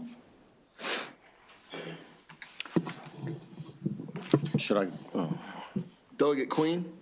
Oh, I thought that was the last person. Is someone else going to testify? I have one more. He popped up. Okay. Yeah, What's your name, sir? Go ahead. Eric Weaver. My name's Eric Weaver. I'm a Maryland resident, and I'm here and I want to thank you all for allowing me to testify. I have over 25 years of experience in small business lending, especially lending to those owned by low-income entrepreneurs and entrepreneurs of color. The nonprofit lending organization I founded, Opportunity Fund, recently surpassed $1 billion in small business loans. And what I want to get at what the chairman was talking about, which is disclosing the total amount repaid versus the APR. So what the industry tries to argue is, well, you know, our short-term loan, you only pay back, you know, $500, whereas with this longer-term loan, you're going to pay back $1,000. But I would ask you, if you're taking out a mortgage and you're offered a 10-year mortgage at 10% interest, or a 30-year mortgage at 5% interest, which would you take? I think most of you would probably take a 30-year mortgage at 5% interest. Yet the total cost of capital, the amount of interest you pay back over the life of the loan, is much higher with the 30-year mortgage, but it's stretched over time versus the amount you repay with a 10-year mortgage, where you pay less in total, but you're paying a lot every month. That's called time value of money. It's a basic finance concept, and it's something that the people in the industry absolutely understand, but they pretend not to. They pretend that it doesn't exist. It is not the same thing to pay back a short-term loan with a lower total amount of interest, or it's not a better thing than a longer-term loan that has a lower rate but a higher overall repayment. Just think about it in your own life. Thanks. Oh, one more thing. They're going to tell you that they can't calculate these APRs, and as Kaylee said, they absolutely can. That's how they determine how much they're going to lend to somebody and what return they expect. They're also, okay. Well, so I guess my question, I want to go back to the numbers you laid out, because you kind of proved my point with, I was foggy when you explained it. Yeah. So you're saying that it's better to take a longer term loan out with a higher, No, I didn't say that. A lower APR, 5% interest. A short-term loan with a higher APR. Although I did exactly that with my house. So it's like I literally did the 15-year higher APR. That's why, this is why I'm concerned, because. Well, you should have that choice. No. Nobody says you don't. I was just saying that was my point of what you just argued, because I'm not good with math. I just looked at the final number I was going to pay off, or how soon I was going to pay it off, how long my money was going to be encumbered, all those things. I just didn't understand that logic because I did the opposite, one. Two, again, we're just going back, why isn't it okay for them to know how much they're going to pay over the entirety of the loan? It's fine for them to know that, and they will. That is part of every disclosure on a loan. When you take out a mortgage, you're given the APR. You're also told the total amount you will pay over the life of the loan. That information should be available. I'm just saying you need to have both to make an informed decision. How many people here took out a 10-year mortgage versus a 30-year mortgage? If you have one. One, okay. How many took out a 30-year? This is crazy. I thought it was a good one. I literally thought that was the best thing to do. Okay, well, that's it's, fine. it's That's okay. your choice. We got questions. Delegate Queen? The interest rates, depends on the length of the term. Thank you, Mr. Chairman. So I just want to make sure, because this, as we said, we've heard this bill a lot, and I want to make sure we're all clear of what we're trying to achieve. So you're not trying to get rid of these products where people are using their revenue and sales to be able to get capital. So this is what they call the sales-based revenue financing. We are not trying to eliminate these products. You're not trying to eliminate these products, so that's not what we're trying to do here. Okay. But there was talk before about regulating these products. So what is the intent there then, I guess, with this bill? All this bill would do is provide disclosure. That's all we're asking. So we're not asking. We are not trying to regulate them in any other way whatsoever, other than to give small businesses an opportunity to compare products. Okay, so small business compare products. Okay, so for these products, and I think Mr. Weaver kind of pointed to the concerns about saying APR because it's dealing with things over time and the time value of money thing, which I do understand, but maybe others don't. Some people here don't. The problem with some of these products, because they're going to be paid off in such a short period of time, that APR is a very distorted number. It's going to be very large. And you made the comment that, these APRs might be, 3-digit numbers. That's very common in some of these products, right? So, okay, I just want to make sure everybody knows that. That's very common. So just because someone has an APR of 3 digits, that doesn't mean they're a bad player. That's the nature of this product. So that's why I have kind of said what Mr. Weaver said, show them both. I don't have a problem with showing you APR and you tell me how much I'm financing, because the APR is going to be so distorted, but then I can look at, that's what the chairman said, how much am I really spending and see that. Is there opposition to showing both? Not by us. That's what the bill before you says. This bill does not prevent you from disclosing total cost of capital. And so, Mr. Weaver, or anybody's here who has been dealing with these products, what are the typical ranges of these numbers? Give us some sense of that. Well, my organization looked at 150 contracts for merchant cash advances, and we found that the average APR, the average annualized interest rate, was 94%. The rate charged to black business owners was higher at 128%. And we found some of them as high as 358%. And this is what your businesses are doing? No, this is people that came to us and showed us the contracts they had with merchant cash advance lenders, and we calculated the interest rate they were paying. Which ones are you considering these bad actors or good actors? They're actors. They're okay, offering a product. so this is what we should see then. So this is what we should start to see if we had this product. We are seeing this. Okay. We already have this product. Okay, so these products range from like 94% APR to, you said 100? As high as 358. They're not all that high. There are some in the 40s and 50s.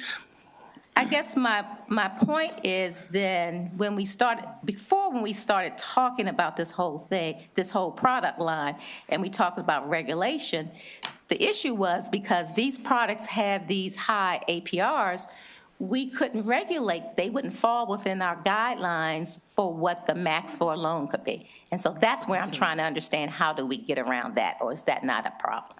Because we currently, under our statutes, regulate consumer lending products, but we do not do so with regard to commercial.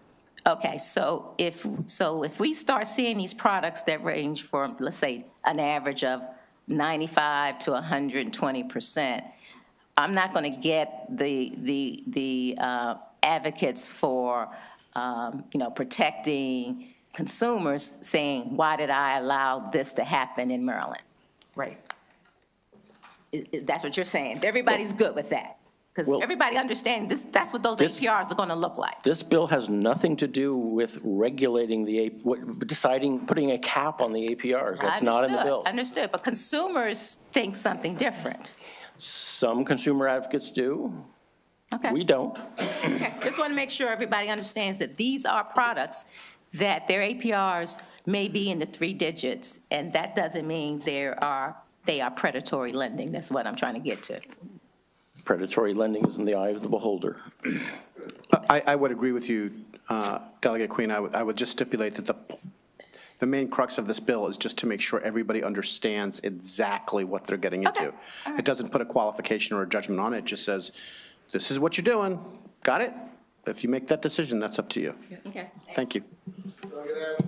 Chair, the gentleman to the left, look, the main problem that I've had with this bill and will continue to have with this bill is when we continue to compare a 30-year mortgage, okay, with a product like this. They're not the same product, but yet in your 2-minute testimony, you literally are saying 10-year mortgage, 20-year mortgage, 30-year mortgage. That's not this bill, and that's not what these products are, and that's not how the consumer, the commercial business, evaluates whether they will or will not buy this product. So the question, and anybody can answer this, if I wanted to borrow $1,000, keep it simple, $1,000, and this company charges me $150, what is the interest rate? What is the APR if I pay it off in 30 days? Is it more or less than if I take a year, which is an APR, to pay off the $1,000? The APR will be higher the faster you pay. You have to pay $150. That's important to understand. No, that's the answer. So answer the second one. Is the APR going to be lower if I borrow $1,000 and pay the $150 fee to do it, but I take 12 months to pay it off? Is that APR lower? Yes. Which one would be better from a business perspective? Which one is, so this should be simple. You pay these things off sooner rather than later. I'm leading you.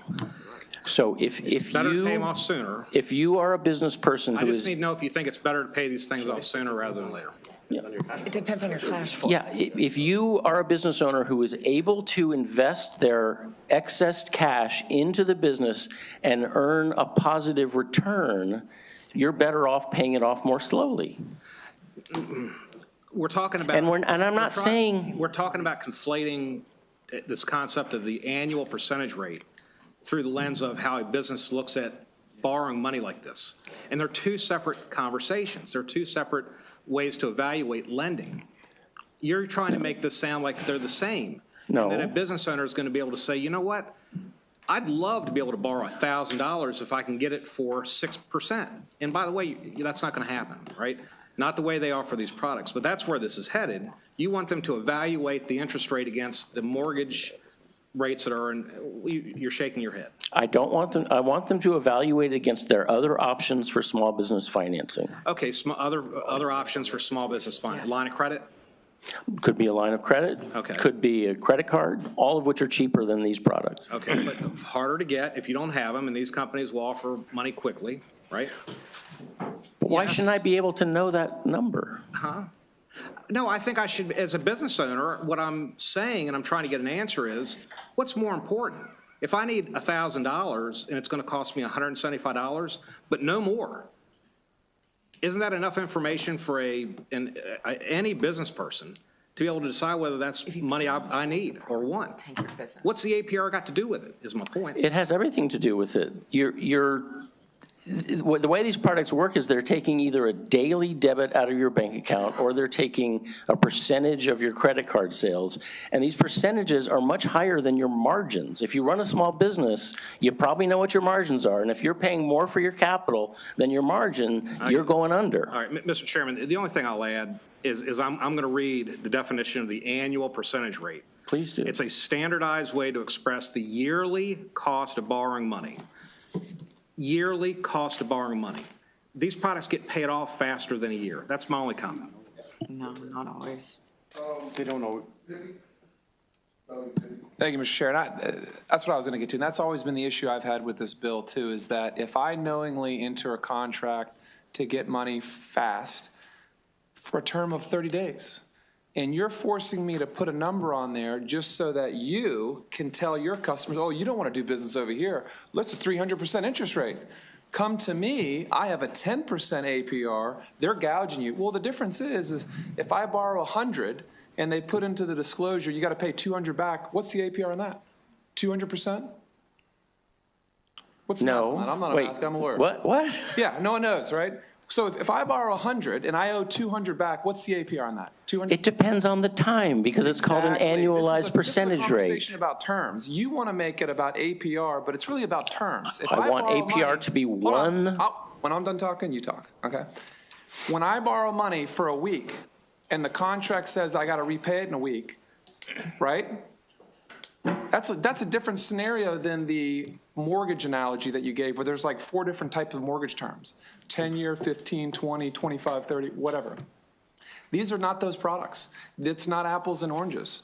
And so it comes across that the big players want to force these little folks to put these giant APR numbers on their paperwork as like a competitive advantage. And so even when the chair is like, look, what if we force them to put, you have to put the total amount of money you owe back on that documentation, that's still not good enough for you. I mean, like, what else is it? I mean, you know what I mean?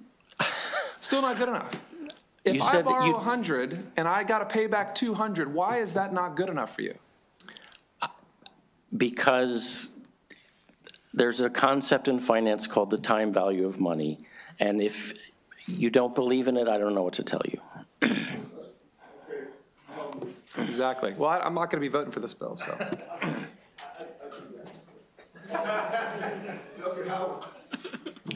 Do these type of lending products already exist in Maryland? Yes. Yeah. Does the bill simply try to lay out some type of till, or what they would call in the mortgage industry, some type of truth in lending? Yes. Just here's the amount of money you borrowed. Here would be the average percentage rate if you looked at it from an annual sort of view. But if you pay it back earlier, great. But if you don't, great. But here's what that looks like. Here's how much money, because the bill does more than just talk about APR. Talk about APR. That's all we talk about. APR. Right. Let's bring it home to roost. The bill does a lot more than talk about APR. It talks about the amount you borrowed, the terms you borrowed, who you can contact in case you have a problem, your late fees, what your contact information is. Because when I had the bill, I structured it literally like a truth in lending statement. And that's really what this bill, really what the crux of what I'm trying to get at. And at least have business owners make some type of informed decision on the money that they're being lent, based on the common operating mechanism, which is APR. But outside of APR, this bill does a heck of a lot more as far as transparency on products that currently exist in Maryland. And right now, we don't do any of that transparency for these products that currently exist in Maryland and are available to businesses right now, do we? No, we do We don't not. do anything. Nothing. Okay, thank you. I think a lot of us agree we can do something. It's something. exactly what I've been trying to get at. We've been offering something, but something may not be good enough. So I think apologize, that's where we're gonna move to, because you're right. Maybe this is time that we just do some, regulating of our own. I think we've got the brains here to do it. Let him worry about that. That's not sure. No more questions. Thank you for this panel. We do have Bob Inton. Sorry, Bob is over in Finance Committee. He wants you to know the Bankers Association supports the bill. There you go. Thank you. That's all I got. You've done a wonderful job for him. I'll let him know. He might have an amendment. And we do have, again, thank you, David. We do have a multitude of virtuals. If you want to start, we have Levi King. All right, he's not here. Oops. Okay, could you call in first, please? No, you were great. It was great.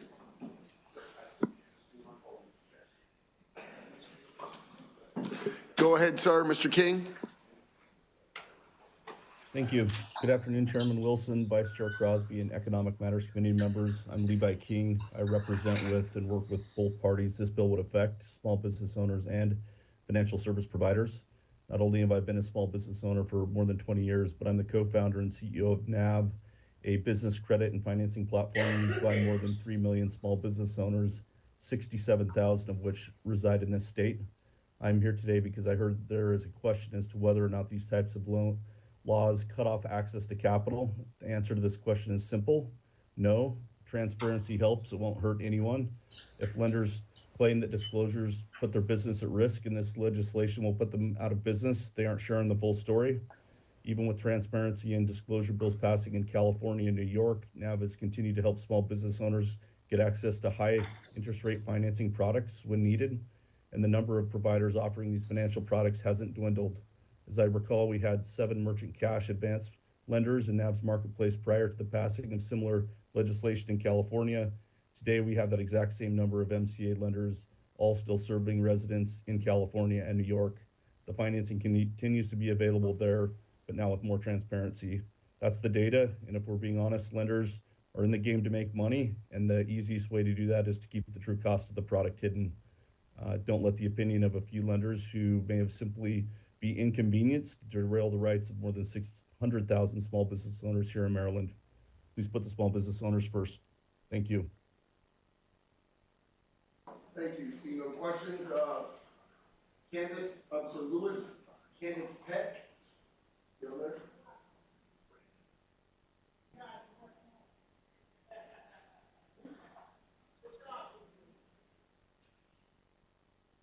Hi, folks. Can you hear me? It says the host is not yet allowing me video.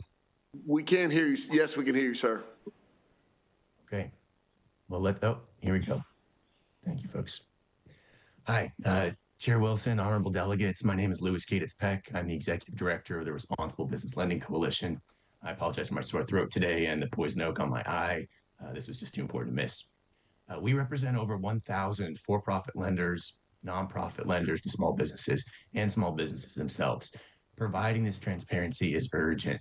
Maryland small business owners right now are overpaying an estimated $237 million in unnecessary interest and fees every year. They're choosing higher cost options when they have lower cost options available. Black business owners are overpaying an estimated $72 million a year, Hispanic business owners $26 million. By empowering small business owners to comparison shop, you can help them keep those hard-earned funds that they have earned to build generational wealth, send kids to college, and hire in your districts. Here's what's new since last year. Number 1, the bill's been binding law in New York and California, as Levi from NAV just showed. On his platform, he saw a 0% decline in access to capital, and we've shared other data already showing continued access to these products in California, New York, and all 50 states. Number 2, new tools now make compliance easier than ever. Computing APR is a basic finance skill, but for those who don't have that skill, Maryland-based companies now provide software to, quote, quickly and easily produce compliant disclosure statements. Number 3, the arguments against disclosing estimated APR have been laughed out of court. Last year, opponents urged you to wait because they were suing in California. Well, they did, and it backfired. The judge ruled that estimated APR was, quote, purely factual, non-controversial, and not unduly burdensome. The arguments against transparency keep changing, but small businesses' need for your help remains the same. We urge your support. If I could, I'd like to speak to a moment to the question of annualization. APR, as folks know. That's okay, sir. Nope, that's all right, sir.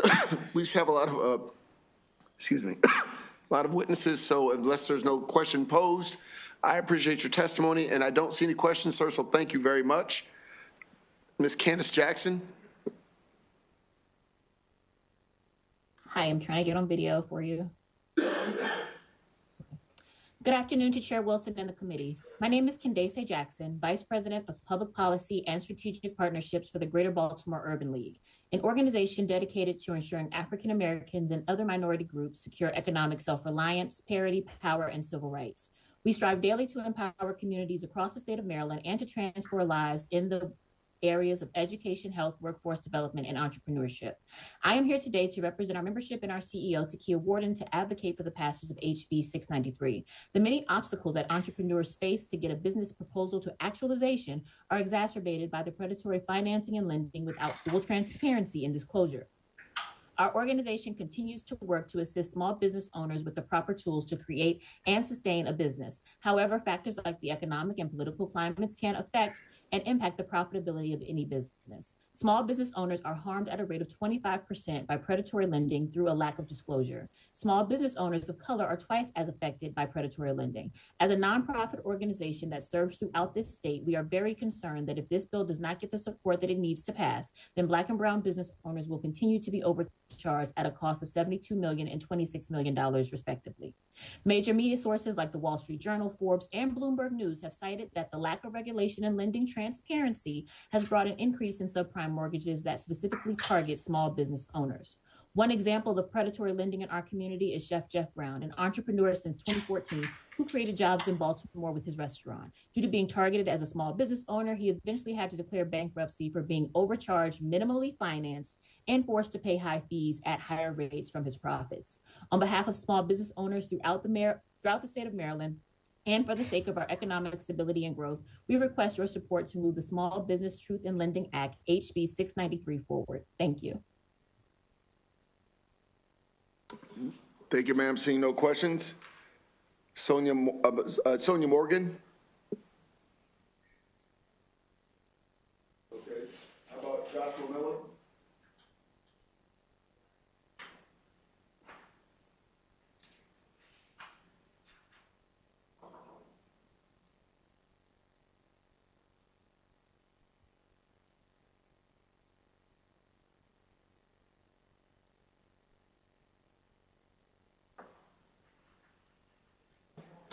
Go ahead, sir.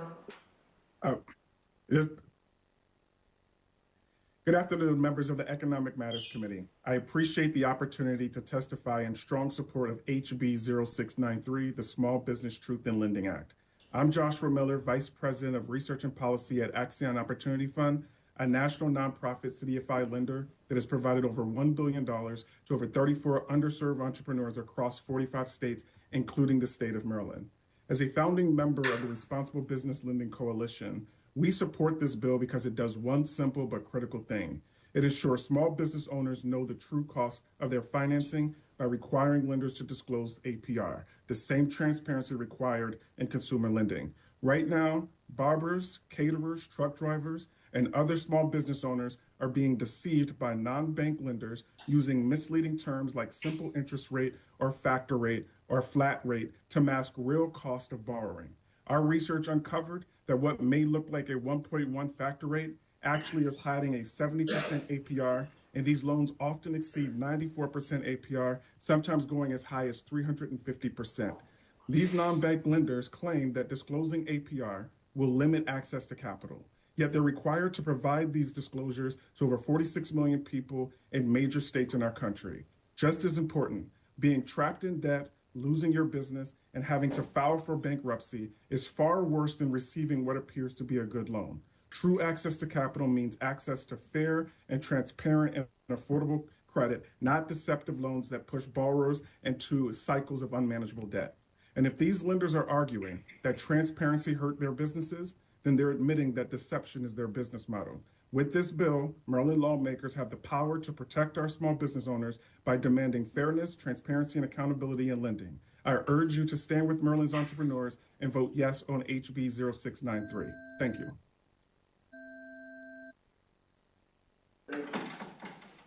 Seeing no questions, moving on to Kirita Collins.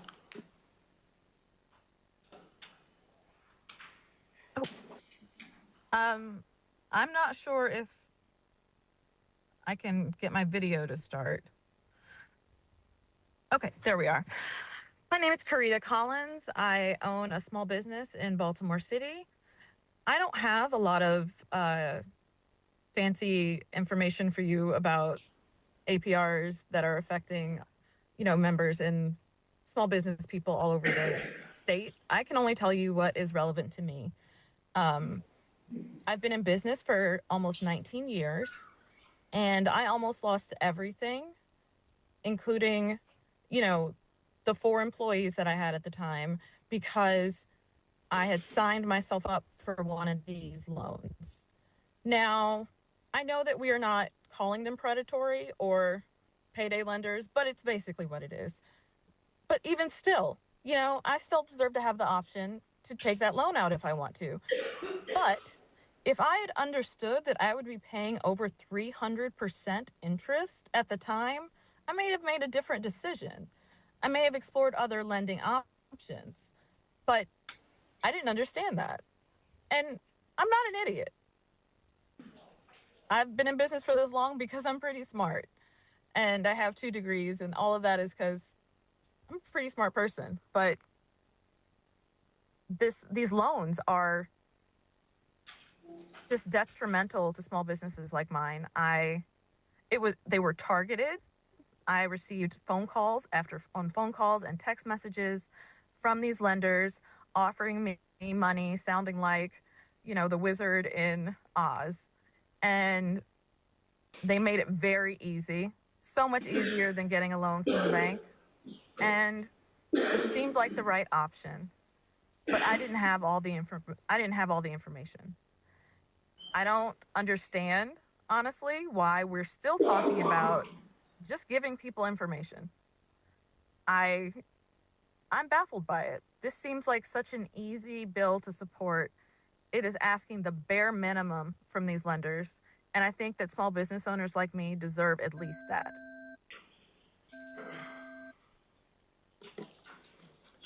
Thank you, ma'am. Seeing no questions, I do want to assure you that this committee is obviously trying to protect small business owners. I think the dispute is over requiring the APR versus just a flat amount that you're going to be paying back for comparison. So that's the only dispute. There is no, I don't think there's anybody here trying to keep things hidden. We want to make sure that business owners actually are up to date as to their options. But I do believe that was the one question that many of my members had, which was an APR rate, which is going to look stupendous and through the roof versus just a flat fee of how much you're going to pay back. So again, we are interested. So thank you very much again.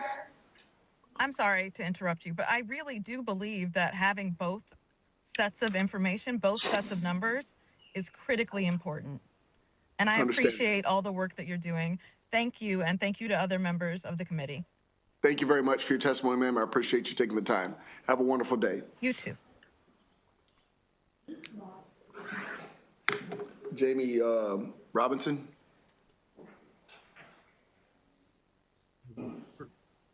Hi, can you hear me? Yes, sir. Great. Hi, my name is Jamie Robinson. I'm a small business owner, and I have fell victim to these predatory lenders. For me, I think the transparency is helpful because I was in a relationship with a predatory lender for a year, and it took months before I realized how bad the situation was. And when I started asking questions, the director of reconciliation for one of these organizations was unable to explain their fee structure. And so I think it's not only important for folks to understand what the structure is when they're entering into the agreement, but to also understand how that structure translates to actual practice when you're actually involved in repaying this debt. For me, these merchant cash advances, or revenue purchase agreements, I like the concept. It's really helpful for my company, invoice-based. So we provide a service to a client, and then we're paid at a later date. And so this gives us the flexibility to use those funds as needed while we're waiting for the revenue. The issue for my company was largely with the terms, where the terms stated that it was a revenue purchase agreement, but there were loan-like terms included in the agreement. And so my future receivables were considered sold, but they were also considered collateral. And the predatory lender was able to then file a UCC-1 statement and claim that they also had a right to funds that they had already purchased. At the end of the day, it cost my company $20,000 in legal fees, over 20 complaints to federal state agencies, and we're still waiting to collect $250,000 from these folks. Go ahead and you go ahead and wrap it up, sir. Yeah, just trying to collect the $250,000 that were improperly collected funds from our company. We lost a contract for $300K going through this issue. We had a managed service provider with one of our clients that didn't understand what the UCC-1 filing meant and withheld our invoice payments for 3 months. It was nearly $400,000 in invoice payments that we never received because of this predatory lender. Just real impact. I think it seems simple not to to ask for this transparency, but the implications are far greater than just the amount that's loaned. Thank you very much, sir. Appreciate your testimony. Have a wonderful day. See no questions. That concludes the favorables. Now we move on to the unfavorables. We have Catherine Fisher, Natalie Pappas, Chris Grimm, Devron Gibbons, and Frank Boston.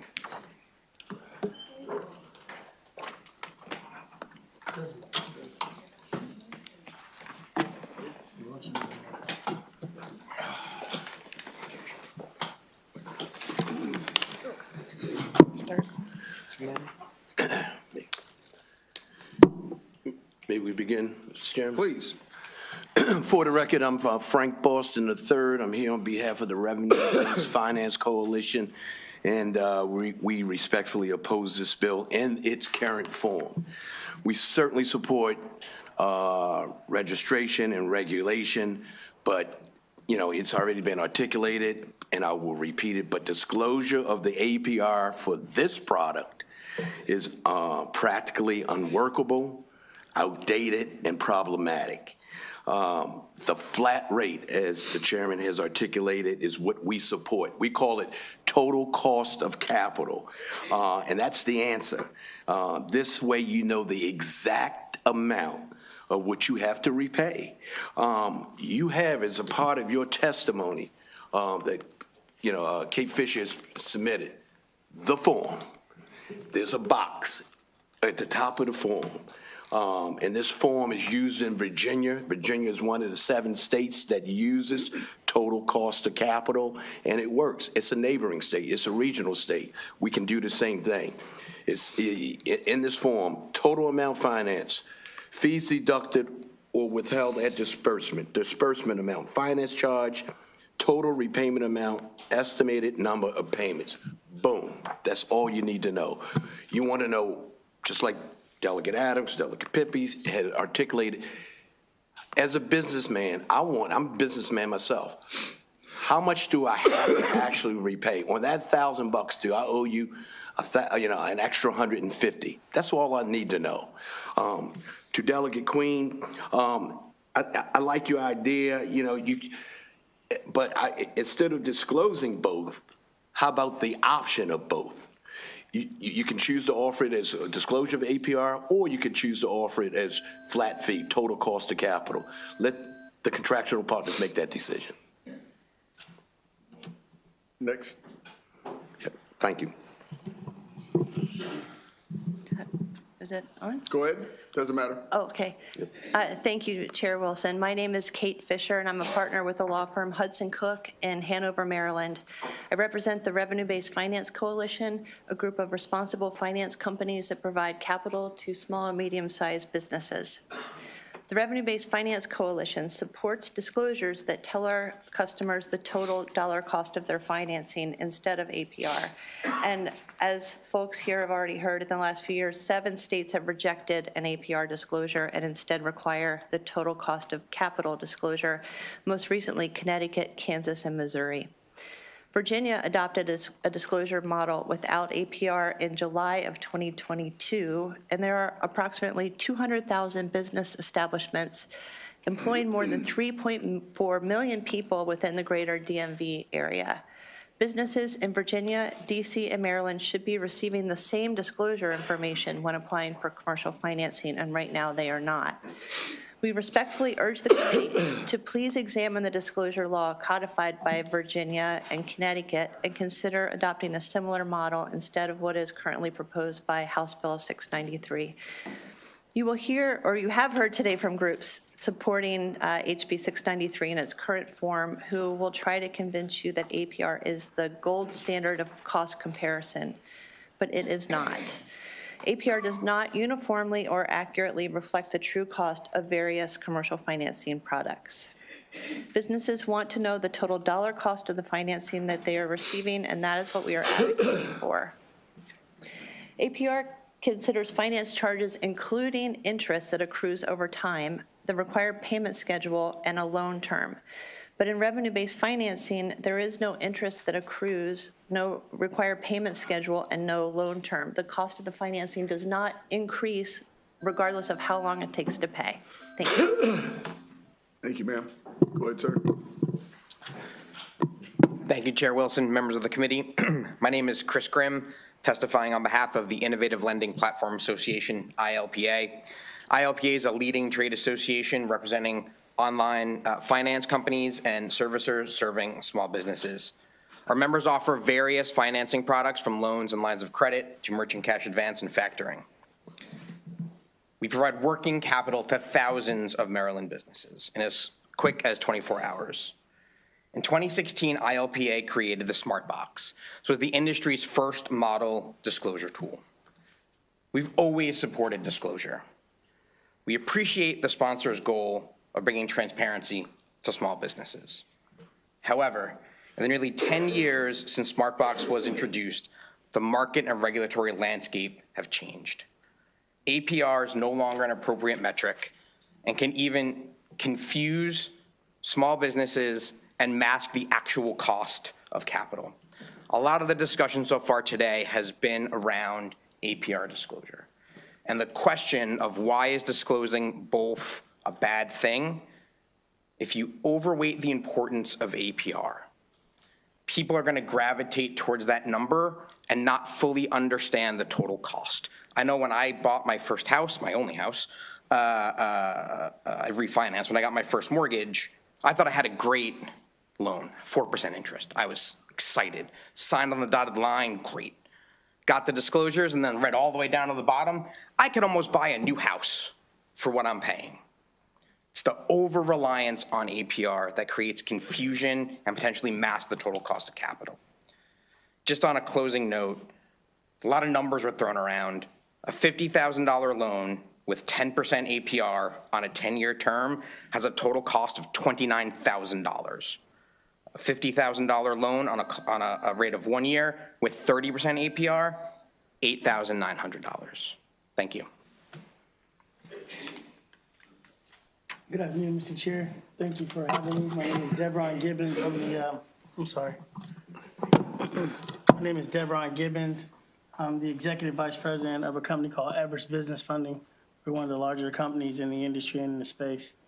Prior to this role, I served as the Executive Director and CEO of the Revenue-Based Finance Coalition. I worked across the country to codify the industry's best practices for the non-bank commercial finance industry. That includes total cost of capital metric for disclosing the true cost of non-bank commercial capital. In this legislation before you today, RBFC supports almost every disclosure outlined in the legislation except for APR. APR can be misleading, can be manipulated, and seem higher or lower if the repayment term is flexible. I would also tell you it cannot be accurately calculated, which is why in California they are still in this lawsuit. The total dollar amount that the financing will cost cannot be manipulated. Cost cannot be manipulated and provides businesses with a clear and accurate disclosure of how much any non-bank financing bank will cost them. Several states have rejected APR disclosure for the commercial financing product because it is not a good fit for commercial financing. You hear a lot of people keep saying loans. This is a financing tool. It is not a loan.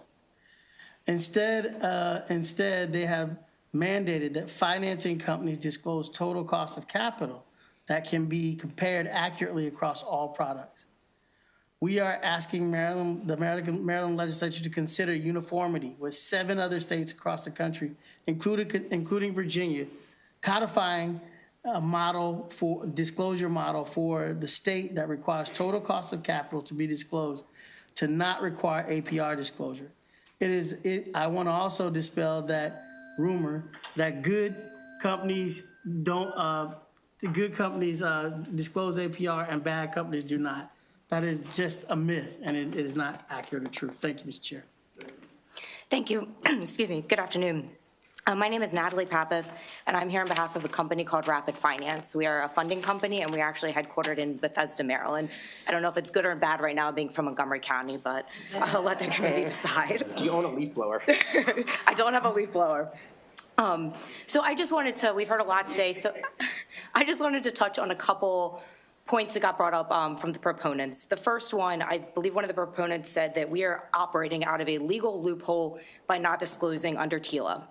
The Truth in Lending Act was only enacted for consumer financing. They specifically excluded commercial financing. So we're not acting out of a legal loophole. It was never contemplated. We were never included. No commercial financing provider out there, including banks or anything else, is required to provide an APR or a TILA-like disclosure. As well as there are some people out there today, or in regards to the apples to apples comparison out there today, this bill exempts banks. So if we have a company that's going to look for commercial financing and they go to a bank, they're not going to be required to give an APR disclosure or any type of disclosure. But if they were to come to our company to provide financing, we would have to give that disclosure. So that company is unable to then compare our product with the bank's product because banks are exempt and they're not required. They're not required under federal law or state law here. So that is that is why I believe that the Bankers Association is in support, because they are exempt of it.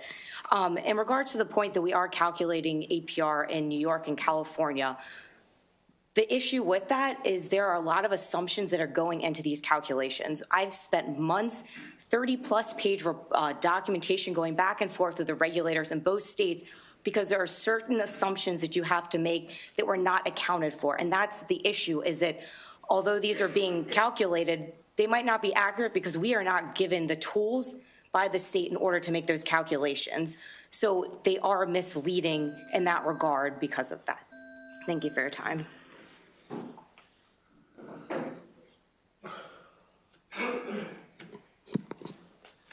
Any questions? Delegate Adams. Thanks, Chairman. So it's good to be in Montgomery County, by the way.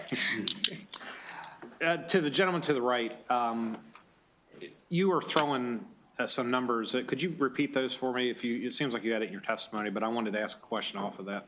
Yeah, $50,000 loan with a 10-year term and a 10% APR. Total cost of capital is $29,000. Okay.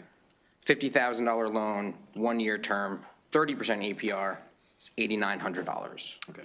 And just for I'm with you on this, but just explain why that was important to share, because that's sure. So if I was shopping around for loans and I saw 10%, I would think that's a really good deal. Again, back to my own experience getting a mortgage.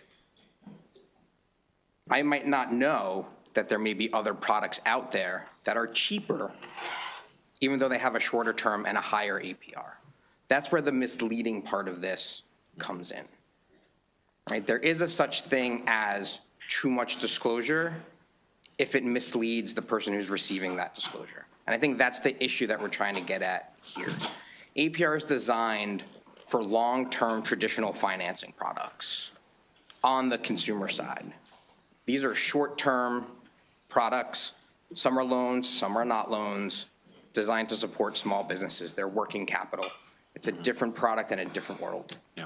So, I mean, maybe not all of these are like this, but my understanding is these are for relatively short-term, cash needs. Maybe you're a seasonal business, or maybe you just have a capital expense that you've got to pay for, and because you're a retailer, maybe they take it out in a percentage. So it really is a different product, and that's why you can't disclose an APR, because theoretically you could have something paid off in 30 days, or maybe it takes you 6 months. So the APR, I think it's interesting. I was trying to figure out APR to do some math with what you already did. And I couldn't do it without putting the APR number in first. I mean, I'm sure you can work it backwards, and I'm not, but the point of the exercise is, when it's all said and done, you're asking, what did it cost me to borrow $1,000? I mean, maybe it cost me $700 to borrow $1,000. That sounds like a bad deal.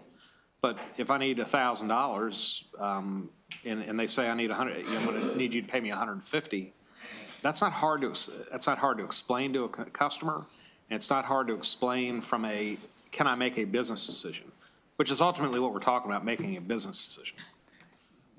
The time value of money goes both ways, right? The speed in which you, particularly as a small business, can get capital. My dad owned a pizza place in Long Island for a long time. His pizza oven breaks. He needs $10,000 now, not in 4 weeks, not when the bank opens the next day, now. The speed at which we can provide financing to small businesses matters, and the time value of money works both ways.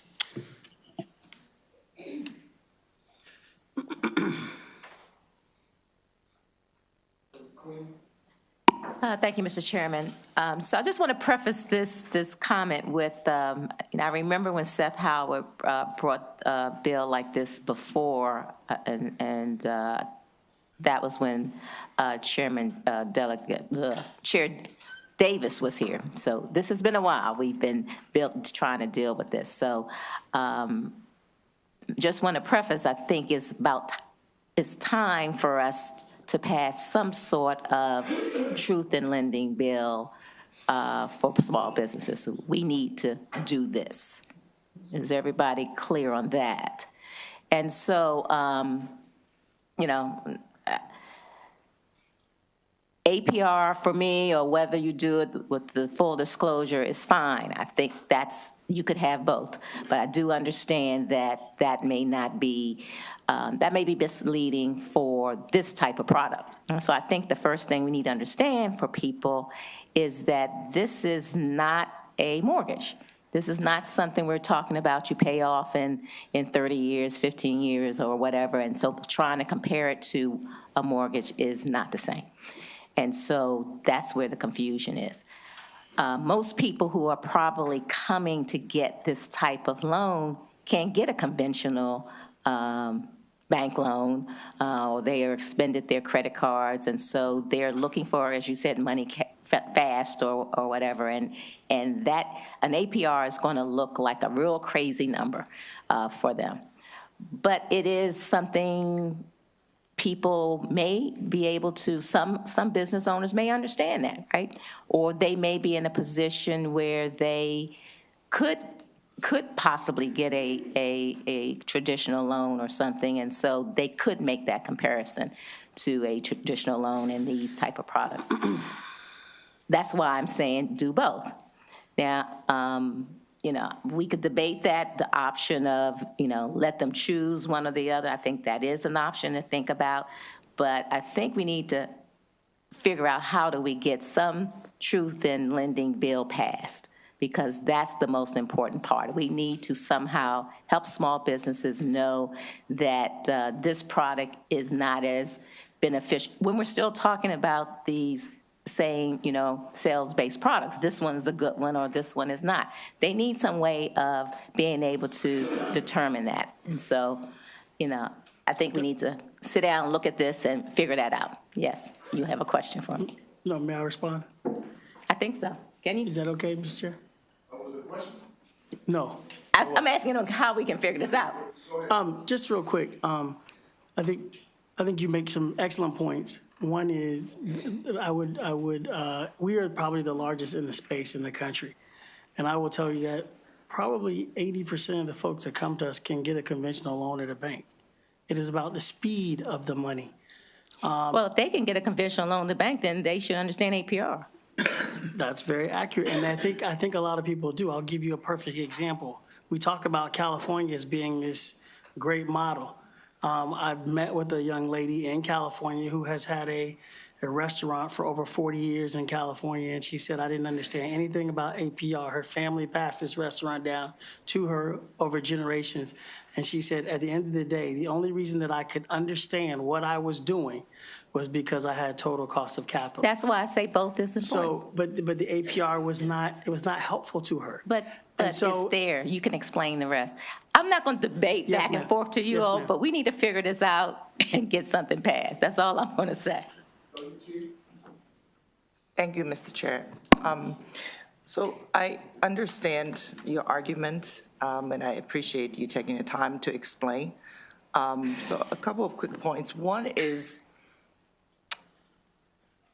what do you say to the small business that was used as an example by Katie Locklear's testimony at the beginning that said, I can't dig myself out of the hole, right? I find myself in 15 years of this trap, triple-digit interest rate and all of that. So if you think the product that you offer is perfect, how do you advise a small business like that? Okay. And also, several of you mentioned it's not a loan, okay?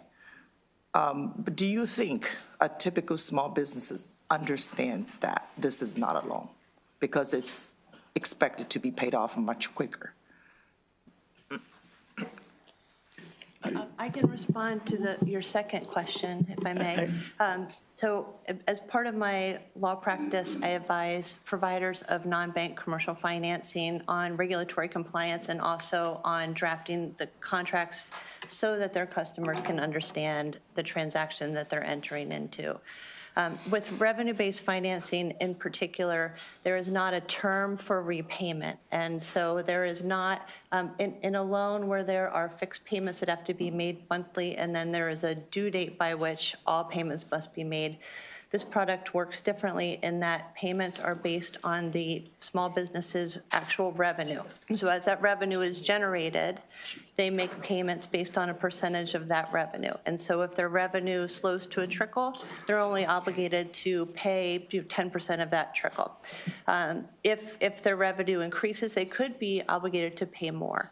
And those terms are already in the contracts that they sign.